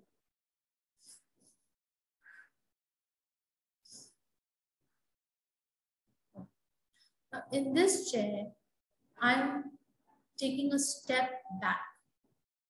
I'm holding myself. I'm waiting. I'm not jumping into the conclusion. I'm trying to understand the situation. This is the the purple chair. Fourth option is the green chair, where I'm thinking, ये काम ये mobile में लगी हुई है, अच्छा कोई काम होगा जरूर, हो सकता है लॉस एंजलिस में इसका जो वर्क प्लेस है वहां से कोई काम, वैसे इसकी लाइफ में चल क्या है इस वक्त, अपनी बहन से ज्यादा इम्पोर्टेंट इसके लिए इस वक्त क्या होगा कि अपने मोबाइल में, मैं जानना चाहती हूँ, समझना चाहती हूँ इसकी लाइफ में क्या चल रहा है। I want her to open up with me. I want her to be, to open her heart out to me. I really want to know what is most important. So यहाँ पे what I'm doing, I'm trying to maybe empathize. Now, option 5 is a blue chair. Well, Isha, relax, calm down. ठीक है, मुझे अपना best version बनना है. I have got her here, so I need to entertain her, and so I want to make my relationship with her really, really good and really, really healthy. It's okay अगर मैं 2 minute wait कर लूँ, किसी को जवाब दे रही हूँ, fine. अभी हम फिर से बात करेंगे, completely okay, fine. मैं भी अपना मोबाइल देख लेती हूँ 2 सेकंड के लिए, right? So यहाँ पे क्या हो रहा है? यहाँ पे I'm just chillaxing. But these are the 5 options. Real life में, जिंदगी में बहुत सारी situations आती हैं और हम जो कि conditioned होते हैं, ऑटो पायलट में हमारा दिमाग चल रहा होता है, तो हम पहली चेयर पे बड़ी जल्दी बैठ जाते हैं और यूजुअली यहीं बैठते हैं और अब आप सोचें कि अगर मैंने पहली चेयर पे बैठकर उसको जवाब दे दिया होता तो उस वक्त बेड़ा गर्क हो जाना था हमारी सारी डेट का। उसका भी मूड खराब होता, मेरा भी मूड खराब होता, पूरा स्पॉइल हो जाता। आपको पता है जब मैं यहाँ इस चेयर पे बैठी और मैंने 2 सेकंड सोचा कि मुझे नहीं पता कि ये क्या कर रही है, so don't jump on to the conclusions. ठीक 2 मिनट बाद उसने मुझे बोला, ईशा भी देखिए देखिए मैंने क्या किया, मैंने पोस्ट डाला है that enjoying with my sissy, और उस पोस्ट में लिखा था enjoying having the best time of my life with my sissy at PC hotel with Atif Aslam फलाना ढिमकाना। तो वो सिर्फ क्या कर रही थी, वो एनहांस करना चाह रही थी हमारी उस डेट को, हमारी उस मुलाकात को। She wanted to acknowledge me through her social media. She was connecting with all her friends, letting them know, announcing everything. अगर मैं यहाँ पर पहली चेयर पे बैठ के मैंने उसको अटैक कर दिया होता तो क्या हाल होता। दूसरी चेयर में बैठती तो मैं सेल्फ डाउट में चली जाती, अपने आप को अटैक करती, बिला वजह कोस रही होती। तीसरी चेयर पे हम बैठते हैं तो हम पॉज लेते हैं, हम अपने आप को सिचुएशन से डिस्कनेक्ट करते हैं और सोचते हैं कि भाई जरूरी नहीं कि जैसा मैं सोच रही हूँ वैसा ही हो, राइट। फोर्थ में हम एम्पथाइज करने की कोशिश करते हैं सामने वाले के साथ, कुछ इम्पोर्टेंट होगा, नहीं तो वो ऐसा क्यों करेगी, वो भी मेरी बहन है, उसकी भी फीलिंग्स है, वो भी मुझसे बहुत मतलब प्यार करती है। और पांचवी में हम कंप्लीटली रिलैक्स थे भाई, क्योंकि अब पांचवे में आप वो हो गए ना, एक तरह से आपने बहुत प्रैक्टिस किया हुआ इसको। हाँ, पांचवा में रिलैक्स हो गया, अभी ठीक हो जाएगा, मतलब इट्स ओके, मतलब इट्स ओके, 2 मिनट 3 मिनट देख लिया मोबाइल, क्या हो गया, it's okay, and it's my job to become the best version of myself to entertain her, and if I'm able to do that, good enough. If not, it's okay, it's her life, it's her choice, everyone is different. Okay, तो ये 5 options हमारी जिंदगी में, so I advise you or I gift you these 5 chairs, take them with you in your life, apply them in any situation and see how magic starts happening. And this is what is known as emotional intelligence. Understanding how your brain, how your mind works, and then managing your thoughts. Thought management is darasal your emotion management. And there are 2 kinds of thoughts, high vibration, low vibration.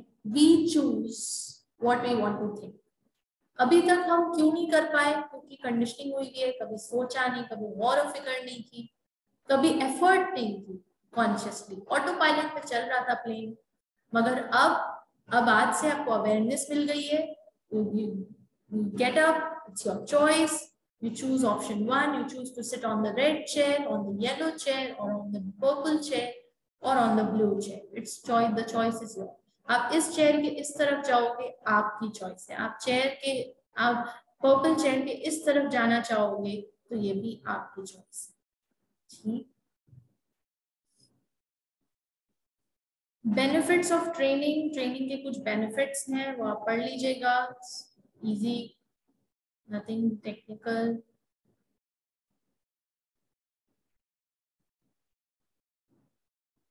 Training needs को analyse करना बड़ा जरूरी है। इसको training की दुनिया में training need analysis कहा जाता है, TN। कि हम किसी भी ऑर्गेनाइजेशन में जाते हैं और कोई ऑर्गेनाइजेशन हमें एज अ ट्रेनर इनवाइट करता है तो हम उसकी पहले जाके ट्रेनिंग नीड एनालिसिस करते हैं, भी जरूरत क्या है, वहाँ पे स्टाफ को किन मुश्किलात का सामना करना पड़ रहा है, मसला क्या है, ताकि फिर उस मसले को डायग्नोसिस करके उसके ऊपर हम एक प्रॉपर ट्रेनिंग कोर्स डिजाइन कर सकें, right. Assessment of training, formal training need analysis, ठीक है, ये सारी चीजें फिर मतलब it's all connected and it's all understandable, nothing difficult in this, you can go through it. Incorporating training needs into an individual development program, ऐसा किया जा सकता है। आप अपने एम्प्लॉइज को मोटिवेट कर सकते हैं कि सेल्फ डेवलपमेंट प्रोग्राम बनाएं और PDs बनाएं और फिर मतलब अपने लिए खुद गोल्स बनाएं कि मुझे इस साल कौन सी स्किल्स पे काम करना है, या मुझे इस साल अपनी कौन सी चीज इम्प्रूव करनी है, इस साल मुझे शायद थॉट मैनेजमेंट को ज्यादा इम्प्रूव करना है, या इस साल मुझे इमोशन मैनेजमेंट को इम्प्रूव करना है, anything. Training methods, of the job education training, on the job training, of the job education training में क्या होता है कि आप लोगों को सेमिनार में, वर्कशॉप्स में भेजते हैं, और ऑन द जॉब आप ट्रेनर्स को बुलाते हैं कि आप यहाँ आके ट्रेन करें। कुछ एडवांटेजेस हैं, कुछ डिसएडवांटेजेस हैं। ऑन द जॉब ट्रेनिंग में जाहिर है आप ट्रेनर आता है, ऑब्जर्व करता है आप लोग की जॉब टाइप क्या है, जॉब नेचर क्या है, मुश्किलात क्या है, और फिर उस हिसाब से आपको किस चीज की जरूरत है। Like you say that he is a doctor, he is a doctor for your soft skills. ठीक है। इंडक्शन ट्रेनिंग किसे कहते हैं? Bilal, what is induction training?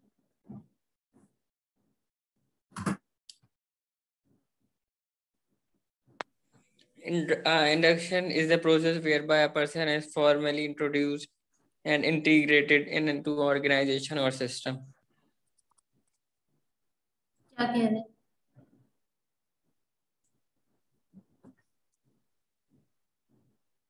ये कह रहे हैं कि जो है ये प्रोसेस है जिसके अंदर किसी पर्सन को फॉर्मली कंपनी में जो है इंट्रोड्यूस करवाया जाता है और इंटीग्रेटेड यानी कि वो जैसे कनेक्ट हर उससे कनेक्ट होते हैं। राइट। इंडक्शन मतलब जैसे आपने नया नया जॉब ज्वाइन किया है, तो अब जब आप नई नई कंपनी में आते हो तो जाहिर है जो जितने भी एम्प्लॉइज उन दिनों में नए आए हैं तो उनकी एक इंडक्शन ट्रेनिंग होती है। जाहिर है आपको आते साथ तो एक्सपेक्ट नहीं किया जाएगा ना कि आपको सब आता है, तो आप सीखोगे, ऑब्जर्व करोगे, आपको सिखाया जाएगा, आपको बताया जाएगा, आपके वहाँ के रूल्स रेगुलेशंस, तौर तरीका काम करने का सब बताया जाएगा। So that is induction training. Alright. Evaluating training programmes, evaluation कैसे होगी? जाहिर है अब देखो, जब इमोशनल हर्ट नजर नहीं आती, मेच्योरिटी लेवल किसी का क्या किसी के अंदर झांक के आप मेजर कर सकते हो? मामलात से पता चलता है ना, और एक दफा के मामलात से तो नहीं पता चलता, ओवर द टाइम मामलात या रहते रहते आपको पता चलता है कि बंदा किस लेवल का मेच्योर है। तो इवैल्यूएट करना ट्रेनिंग होगी। ट्रेनिंग एक ट्रेनर आता है, एक दिन की वर्कशॉप ले ली, 3 घंटे की वर्कशॉप ले ली या 4 घंटे की, और उसमें वो बस ट्रेनिंग करा के चला जाता है। अब वो जब वो ट्रेनिंग करा के जाता है तो उसका असर कितना हुआ लोगों पे? क्या एम्प्लॉय में चेंज आया या नहीं आया? क्या एक दफा में चेंज आ जाते हैं? तो this is something really subjective and something which is difficult to measure. तो उसकी मेजरमेंट कैसे होगी? इवैल्यूएशन मॉडल उसके लिए बनाया जाता है 5 level. Level 1 trainees reaction to the experience, यानी उसी वक्त जब वर्कशॉप हो रही होती है उस वक्त ट्रेनी का रिएक्शन क्या था, क्योंकि उसके रिएक्शन से समझ आ जाता है कि वो बात उसको समझ आ रही है या नहीं आ रही, या उसके लिए बकवास है। लेवल 2 ट्रेनी लर्निंग, ट्रेनी की लर्निंग क्या रही, क्योंकि वो फिर फीडबैक फॉर्म भरते हैं, देते हैं, बताते हैं। Level 3 changes in job behaviour, job में क्या उनका बिहेवियर नजर आ रहा है लोगों को एक हफ्ते या एक महीने में कि हाँ ये कुछ ट्रेनिंग के बाद तब्दील हो रहा है। Level 4 impact of training on organisational goals and results, क्या उसकी परफॉर्मेंस बेहतर हो रही है ट्रेनिंग के बाद। लेवल 5 अल्टीमेट वैल्यू, क्या उसकी वाकई में उसकी तब्दीली आई है, पर्सनल डेवलपमेंट हुई है जिसकी वजह से ऑर्गेनाइजेशनल डेवलपमेंट भी हो रही है, ग्रोथ हो रही है। तो ये 4-5 लेवल्स पे आप चेक कर सकते हो, right. Next, development is not just training but to enhance employees and managers portfolio of competence, experience and capability। यानी उसकी कोर्सेज कर लिए, उसके और स्किल्स में उसको इजाफा करा दिया, उसको कोई क्वालिफिकेशन करवा दी, कोई छोटा कोर्स करवा दिया, that adds on to the development. Alright, आगे बढ़ते हैं। Approaches to development, management development होती है, career development, professional development, personal development, हर लेवल पे डेवलपमेंट है। मैनेजमेंट डेवलपमेंट यानी उसकी मैनेजरियल स्किल्स इंप्रूव करा दिए जाएं। करियर डेवलपमेंट उसको कोई क्वालिफिकेशन में इजाफा कर दिया जाए। प्रोफेशनल डेवलपमेंट उसको कुछ शॉर्ट कोर्सेज प्रोफेशनली डेवलप रखने के लिए। पर्सनल डेवलपमेंट अपने स्किल्स, लाइफ स्किल्स को एनहांस करना, सोशल स्किल्स को एनहांस करना, कॉन्फिडेंस बिल्डिंग, कम्युनिकेशन स्किल्स, ये सारे पर्सनल डेवलपमेंट में आ जाते हैं। ठीक है, यहाँ पे हमारा चैप्टर मुकम्मल होता है। कोई सवाल यहाँ तक?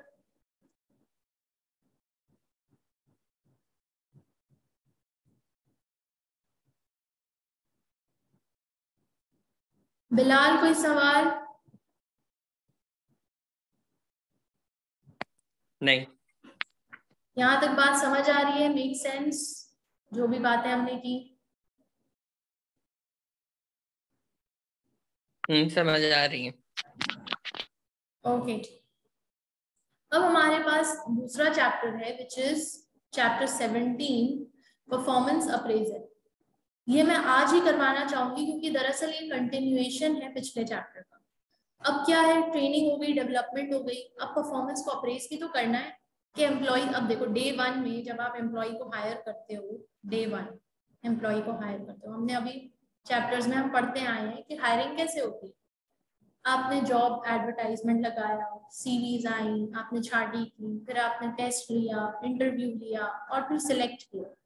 जब सिलेक्ट कर लिया तो डे 1 पे तो आप एम्प्लॉय को जज करना शुरू नहीं करोगे ना, मगर डे 1 में आप उसको ऑब्जर्व जरूर करोगे कि इसके क्या रिस्पॉन्सेज हैं, क्या बिहेवियर है, क्योंकि एम्प्लॉयर जो है वो अपने हर एम्प्लॉय की साइकी को समझना चाहता है कि इसके प्लस पॉइंट्स क्या है, माइनस पॉइंट्स क्या है, ये हमें कहाँ डुबाएगा और हमारे लिए कहाँ बेनिफिट करेगा।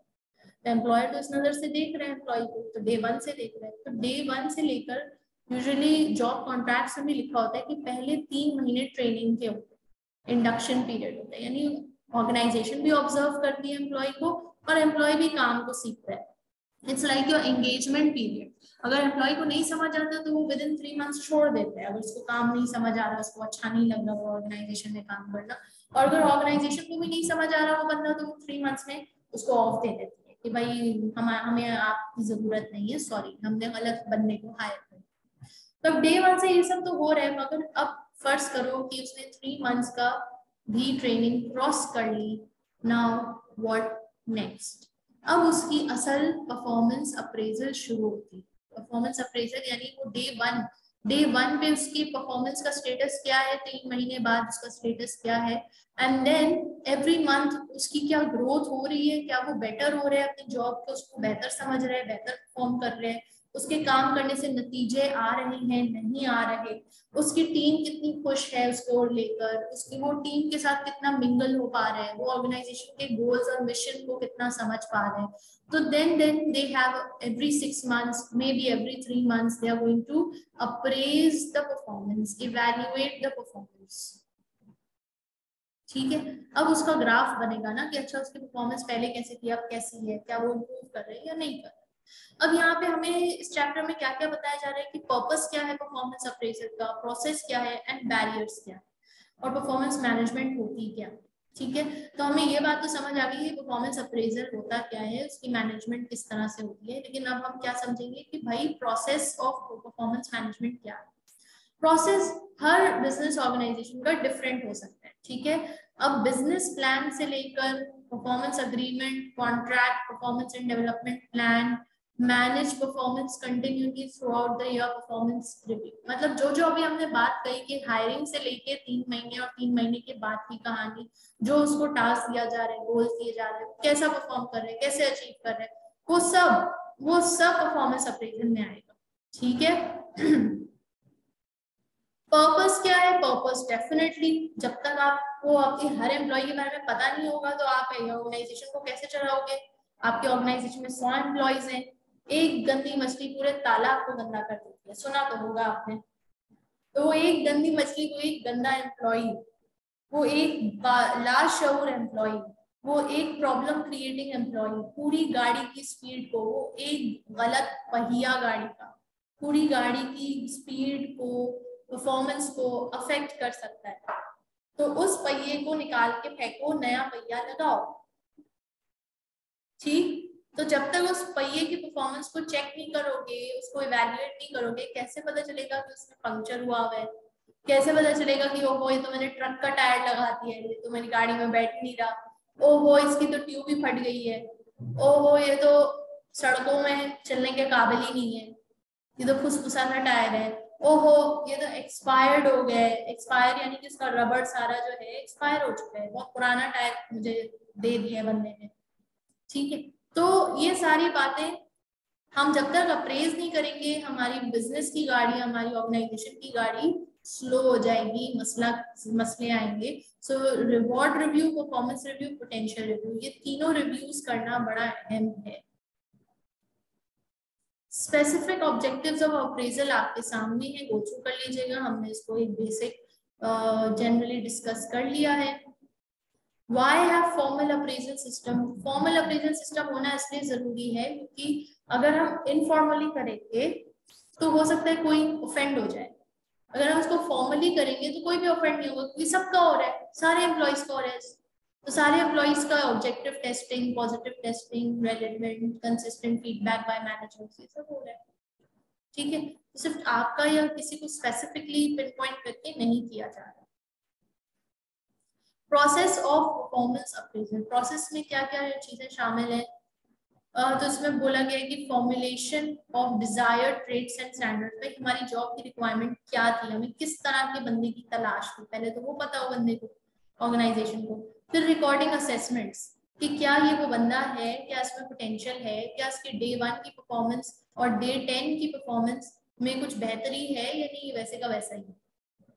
Then getting the appraiser and appraisee together, जो बंदा जज कर रहा है, अप्रेज कर रहा है, इवैल्यूएट कर रहा है, और जो बंदे जिस बंदे की इवैल्यूएशन हो रही है, उन दोनों का आमने सामने राब्ता होना, बातचीत होना बड़ा जरूरी है ताकि दोनों एक दूसरे को समझ सकें, स्पेशली इवैल्यूएटर समझ सके अप्रेजी को, उसके शूज में पैर रख के देख सके कि वो अपना बेस्ट दे रहा है या नहीं।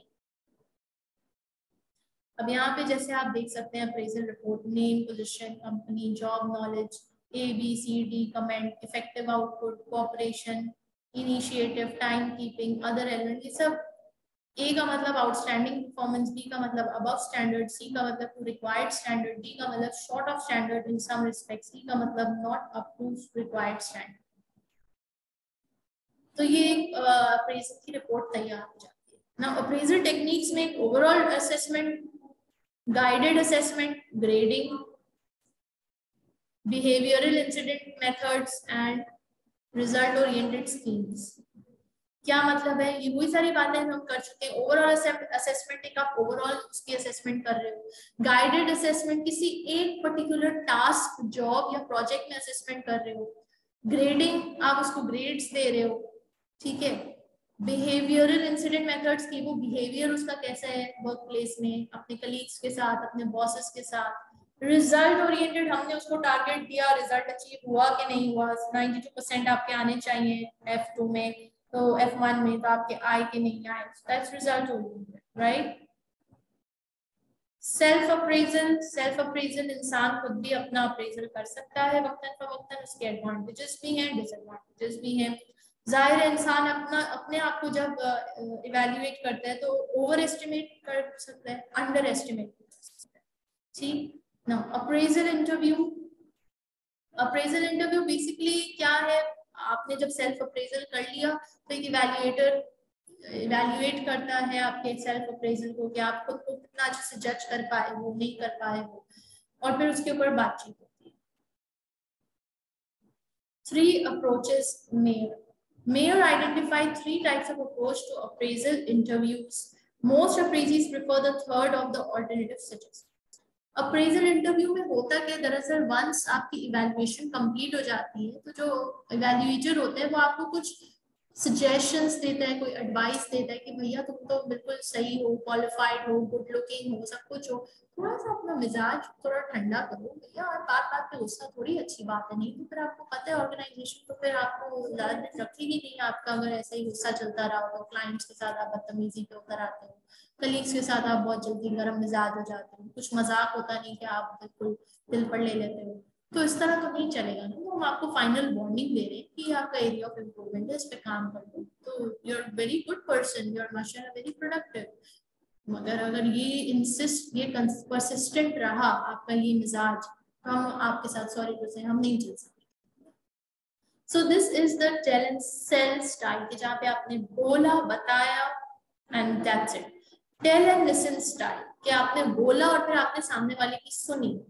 And then the problem solving style, कि आपने उस बंदे से पूछा कि भैया मसला क्या है, क्यों इतना गुस्सा हो रहा है, चिड़चिड़े हो जाते हो, इतने अच्छे लाइट फाइट बंदे हो, इतने अच्छे प्रेजेंटेबल हो, यंग हो, एनर्जेटिक हो, काबिल हो, क्या हो जाता है, क्यों गुस्सा आ जाता है। तो आपने उसको जानने की कोशिश की, उसके प्रॉब्लम को समझने की कोशिश की, उसकी कंडीशनिंग को समझने की कोशिश की, दैट ये गुस्सा आया कहाँ से, और क्या ये मैनेज किया जा सकता है? इसको हम ट्रेनिंग वर्कशॉप में भेज दें, हम इसकी कोई काउंसलिंग करवा दें, तो क्या ये ठीक हो जाएगा या नहीं, या इसका कोई और मसला है, या ये इसकी कोई फाइनेंशियल प्रेशर है, फैमिली प्रेशर है, कुछ भी हो सकता है। तो वो आपने पूछा, so there are 3 approaches: tell and sell style, tell and listen style, and problem solving style. उसके बाद फॉलो अप तो हर चीज में जरूरी है कि अब आपने 3 मंथ्स के बाद जब इवैल्यूएट किया तो अब आप 6 मंथ्स के बाद दोबारा इवैल्यूएट करोगे। 3 मंथ्स के बाद आपने सजेशन दी, उसको बोला, तो अब आप दोबारा उसको ऑब्जर्व करेंगे, 6 महीने बाद फिर इवैल्यूएट करेंगे, देखेंगे क्या उसने आपकी सजेशन पे अमल दरामद किया या नहीं किया। अगर नहीं किया तो फिर आपको एक्शन लेना पड़ेगा, और अगर किया तो फिर then you can see the potential in the person to become the best version of himself, right? Then barriers to effective appraisal. Barriers क्या है भाई? challenges, मसले। जब भी आप किसी को अप्रेज करते हैं तो उसमें मसले क्या आते हैं? पहला मसला कन्फ्रंटेशन, सामने वाला ऑफेंड हो रहा है, आप मुझे चेक करोगे, तुम्हारी औकात क्या है कि तुम मुझे इवैल्यूएट करो। कन्फ्रंटेशन, हम नहीं बताएंगे, हम कोऑपरेट नहीं करेंगे, हम क्यों अपना इवैल्यूएशन करवाएं? अप्रेजल एज अ जजमेंट, जो इवैल्यूएटर है हो सकता है उसका माइंड बायस ना हो, बायस्ड अनबायस्ड होना बहुत जरूरी है। अनबायस्ड यानी कि किसी की फेवरेटिज्म नहीं, फलाना कलीग मेरा फेवरेट है या फलाना बंदा मुझे बड़ा अच्छा लगता है दिखने में तो मैंने उसको फेवर में उसको जजमेंट दे दिया, फेवर में उसके अप्रेज कर दिया। नहीं, अप्रेजल एज जजमेंट, आप जजमेंट पास कर सकते हो कि आपने ठप्पा लगा दिया बंदे पे, ये तो है ही उससे वाला, ना आप उसको फेवर दे सकते हो कि नहीं ये तो मेरा दोस्त है, इसको जाने दो, ये अच्छा परफॉर्म कर रहे, तो हालांकि रियलिटी वैसी नहीं। तो you have to be really unbiased, और वो करना बड़ा मुश्किल है। अप्रेजल एज चैट, अगर सिर्फ चिट चैट करके अप्रेजल होना है तो फिर ये भी मुश्किल है, क्योंकि चिट चैट में आप फिर बड़े इनफॉर्मल हो जाते हो, और फिर हो सकता है कि आपको हकीकत ना पता चले, क्योंकि सामने वाला मस्ती मजाक में झूठ भी बोल सकता है, आपकी सही वैल्यूएशन ना हो सके। अप्रेजल एज ब्यूरोक्रेसी, अगर आप ब्यूरोक्रेसी की तरह अप्रेज करेंगे तो वो भी बड़ा मसला है, क्योंकि वो बड़ा टाइम टेकिंग है, बड़ा फॉर्मल है, बड़ा प्रोटोकॉल वाला है, तो भी आप हकीकत तक नहीं पहुंच सकेंगे। बहुत सारे लोग डर के मारे जो है ना, जब किसी भी ऑर्गेनाइजेशन में बड़ा स्ट्रिक्ट माहौल होता है तो डर के मारे बहुत सारे लोग ऐसा बिहेव कर रहे होते हैं, मगर वो रियलिटी उनकी वैसी नहीं होती, उनका वो पोटेंशियल नहीं होता, वो असल में वैसे नहीं होते, तो इससे गलत भी हो जाती है appraisal. Appraisal unfinished business, unfinished business, अगर जैसे टाइम शॉर्ट है, डेडलाइन सर पे है, आपने फटाफट काम खत्म करने के लिए अप्रेज कर लिया कि भाई डेडलाइन सर पे, जल्दी जल्दी जल्दी अप्रेजल करना है, तो उससे भी फिर सही अप्रेजल सामने नहीं आएगा। अप्रेजल का तो असल मकसद है कि आप परफॉर्मेंस को दर हकीकत मेजर करो हर एम्प्लॉय की, ताकि आप बेहतर डिसीजन ले सको कि भाई उस एम्प्लॉय को रखना है, निकालना है, उसको ट्रेनिंग वर्कशॉप में भेज के उसको सही करना है कि क्या करना है। क्योंकि जैसे कि आपने पहले भी पढ़ा, हायर करना और फायर करना कोई आसान बात नहीं है। हायरिंग की एक कॉस्ट है, जॉब एडवर्टाइज करो, टाइम भी लगता है, फिर वो जो वैकेंसी उतने दिनों रहेगी, तो बड़ा लॉस होता है ऑर्गेनाइजेशन को। तो इसलिए इदारे को अपना हायरिंग का एंड प्लस ये अप्रेजल का काम बहुत अच्छा रखना चाहिए, इस पे कोई डंडी नहीं मारनी चाहिए। Then appraisal as annual event, अगर साल के आखिर में एक दफा अप्रेजल हो रहा है तो हो सकता है कि वो आउट ऑफ डेट हो जाए, इररेलेवेंट हो जाए। क्यों? क्योंकि अब आप देखो ना, आप डे 1 से डे 365, ठीक है, अब आप उसको परफॉर्मेंस मेजर कर रहे हो, बीच में कुछ भी हो सकता है, उस बंदे का एक्सीडेंट हो जाए, हो सकता है कि वो छोड़ के चला जाए इससे पहले कि हम उसको अप्रेज करें, कुछ भी हो सकता है, एनीथिंग कैन हैपन, कोविड आ जाए, तो उसको एनुअल इवेंट नहीं रखना चाहिए एवरी 3 मंथ 6 मंथ्स, ताकि एम्प्लॉयज भी मोटिवेटेड रहे। और लेट हो जाता है ना, मतलब 1 साल आपने गुजार दिया, आपने सामने वाले को बताया नहीं कि उसकी गलती क्या है, वो पूरा साल गलत काम करता चला गया, गलत अब उसका तो वो पुख्ता हो गया ना। अब देखो ना, फॉर एग्जाम्पल आप नए नए कहीं पे जॉब पे लगो, तो विद इन 10 डेज आपको जो जो इंस्ट्रक्शन दी जाएंगे आप बड़ा अलर्ट होके उस हिसाब से अपने आप को एडजस्ट कर लो। लेकिन अब 6 महीने बाद आपको कोई नई पॉलिसी बताई जाए तो उससे एडजस्ट होना कितना मुश्किल है, यस और नो? तो बजाय इसके कि आप साल बाद बता रहे हो कि तुम्हारी तो इतनी गलती है, तो पूरा साल इस तरह तो करते रहे, उसने कहा मैं ऐसे करता रहा, आप मुझे उसी वक्त बताते ना, मैं उसको ठीक कर लेता, अब मेरी ये आदत बन गई है, मुझे लगा मैं ठीक ही कर रहा हूँ, उसने किसी ने मुझे कुछ टोका ही नहीं, बोला ही नहीं, तो उसी वक्त दुरुस्त किया जाए with in 3 months he, with in the time, क्योंकि वो फिर आउटडेटेड हो जाती है चीज, या फिर वो पुख्ती हो जाती है, पुख्ता हो जाता है, राइट। अप्रेजल एंड पे, क्या अप्रेजल और पे और रिवॉर्ड सिस्टम से क्या बिहेवियर मॉडिफाई किया जा सकता है? कह सकते हो किसी हद तक, मगर उतना नहीं, ठीक है। किसी हद तक पे से आप बिहेवियर मॉडिफाई कर सकते हैं, मगर असल जब तक दिल में बात ना उतरे, वो अंदर से चेंज ना होना चाहे, तब तक वो कैसे चेंज होगा, ठीक है। वो बार बार वो आदत लौट के आएगी।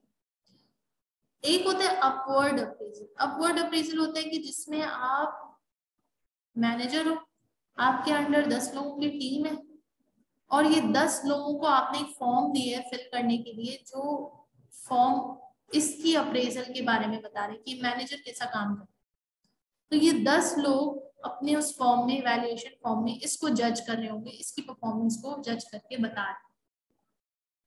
एडवांटेजेस है कि टीम बड़ी खुश होती है ऐसा करके कि भाई हमें जज किया जाता है, तो हम भी ऊपर वालों को जज कर सकते हैं, ठीक है।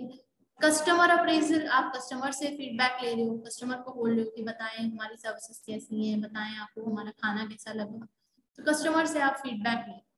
360 डिग्री अप्रेजल, 360 डिग्री अप्रेजल यानी इसमें सब होते हैं, persons immediate manager, people who report to the appraisee, peers, colleagues, customers, manager personally, हर कोई आपको फीडबैक देते हैं, अप्रेजल होता है 360 डिग्री।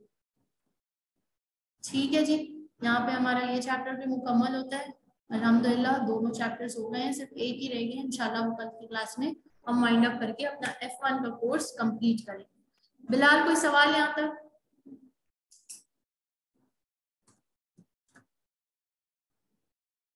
नहीं। ठीक है जी, अपना ढेर सारा ख्याल रखें, कल की क्लास में मुलाकात होगी इंशाल्लाह। अल्लाह हाफिज।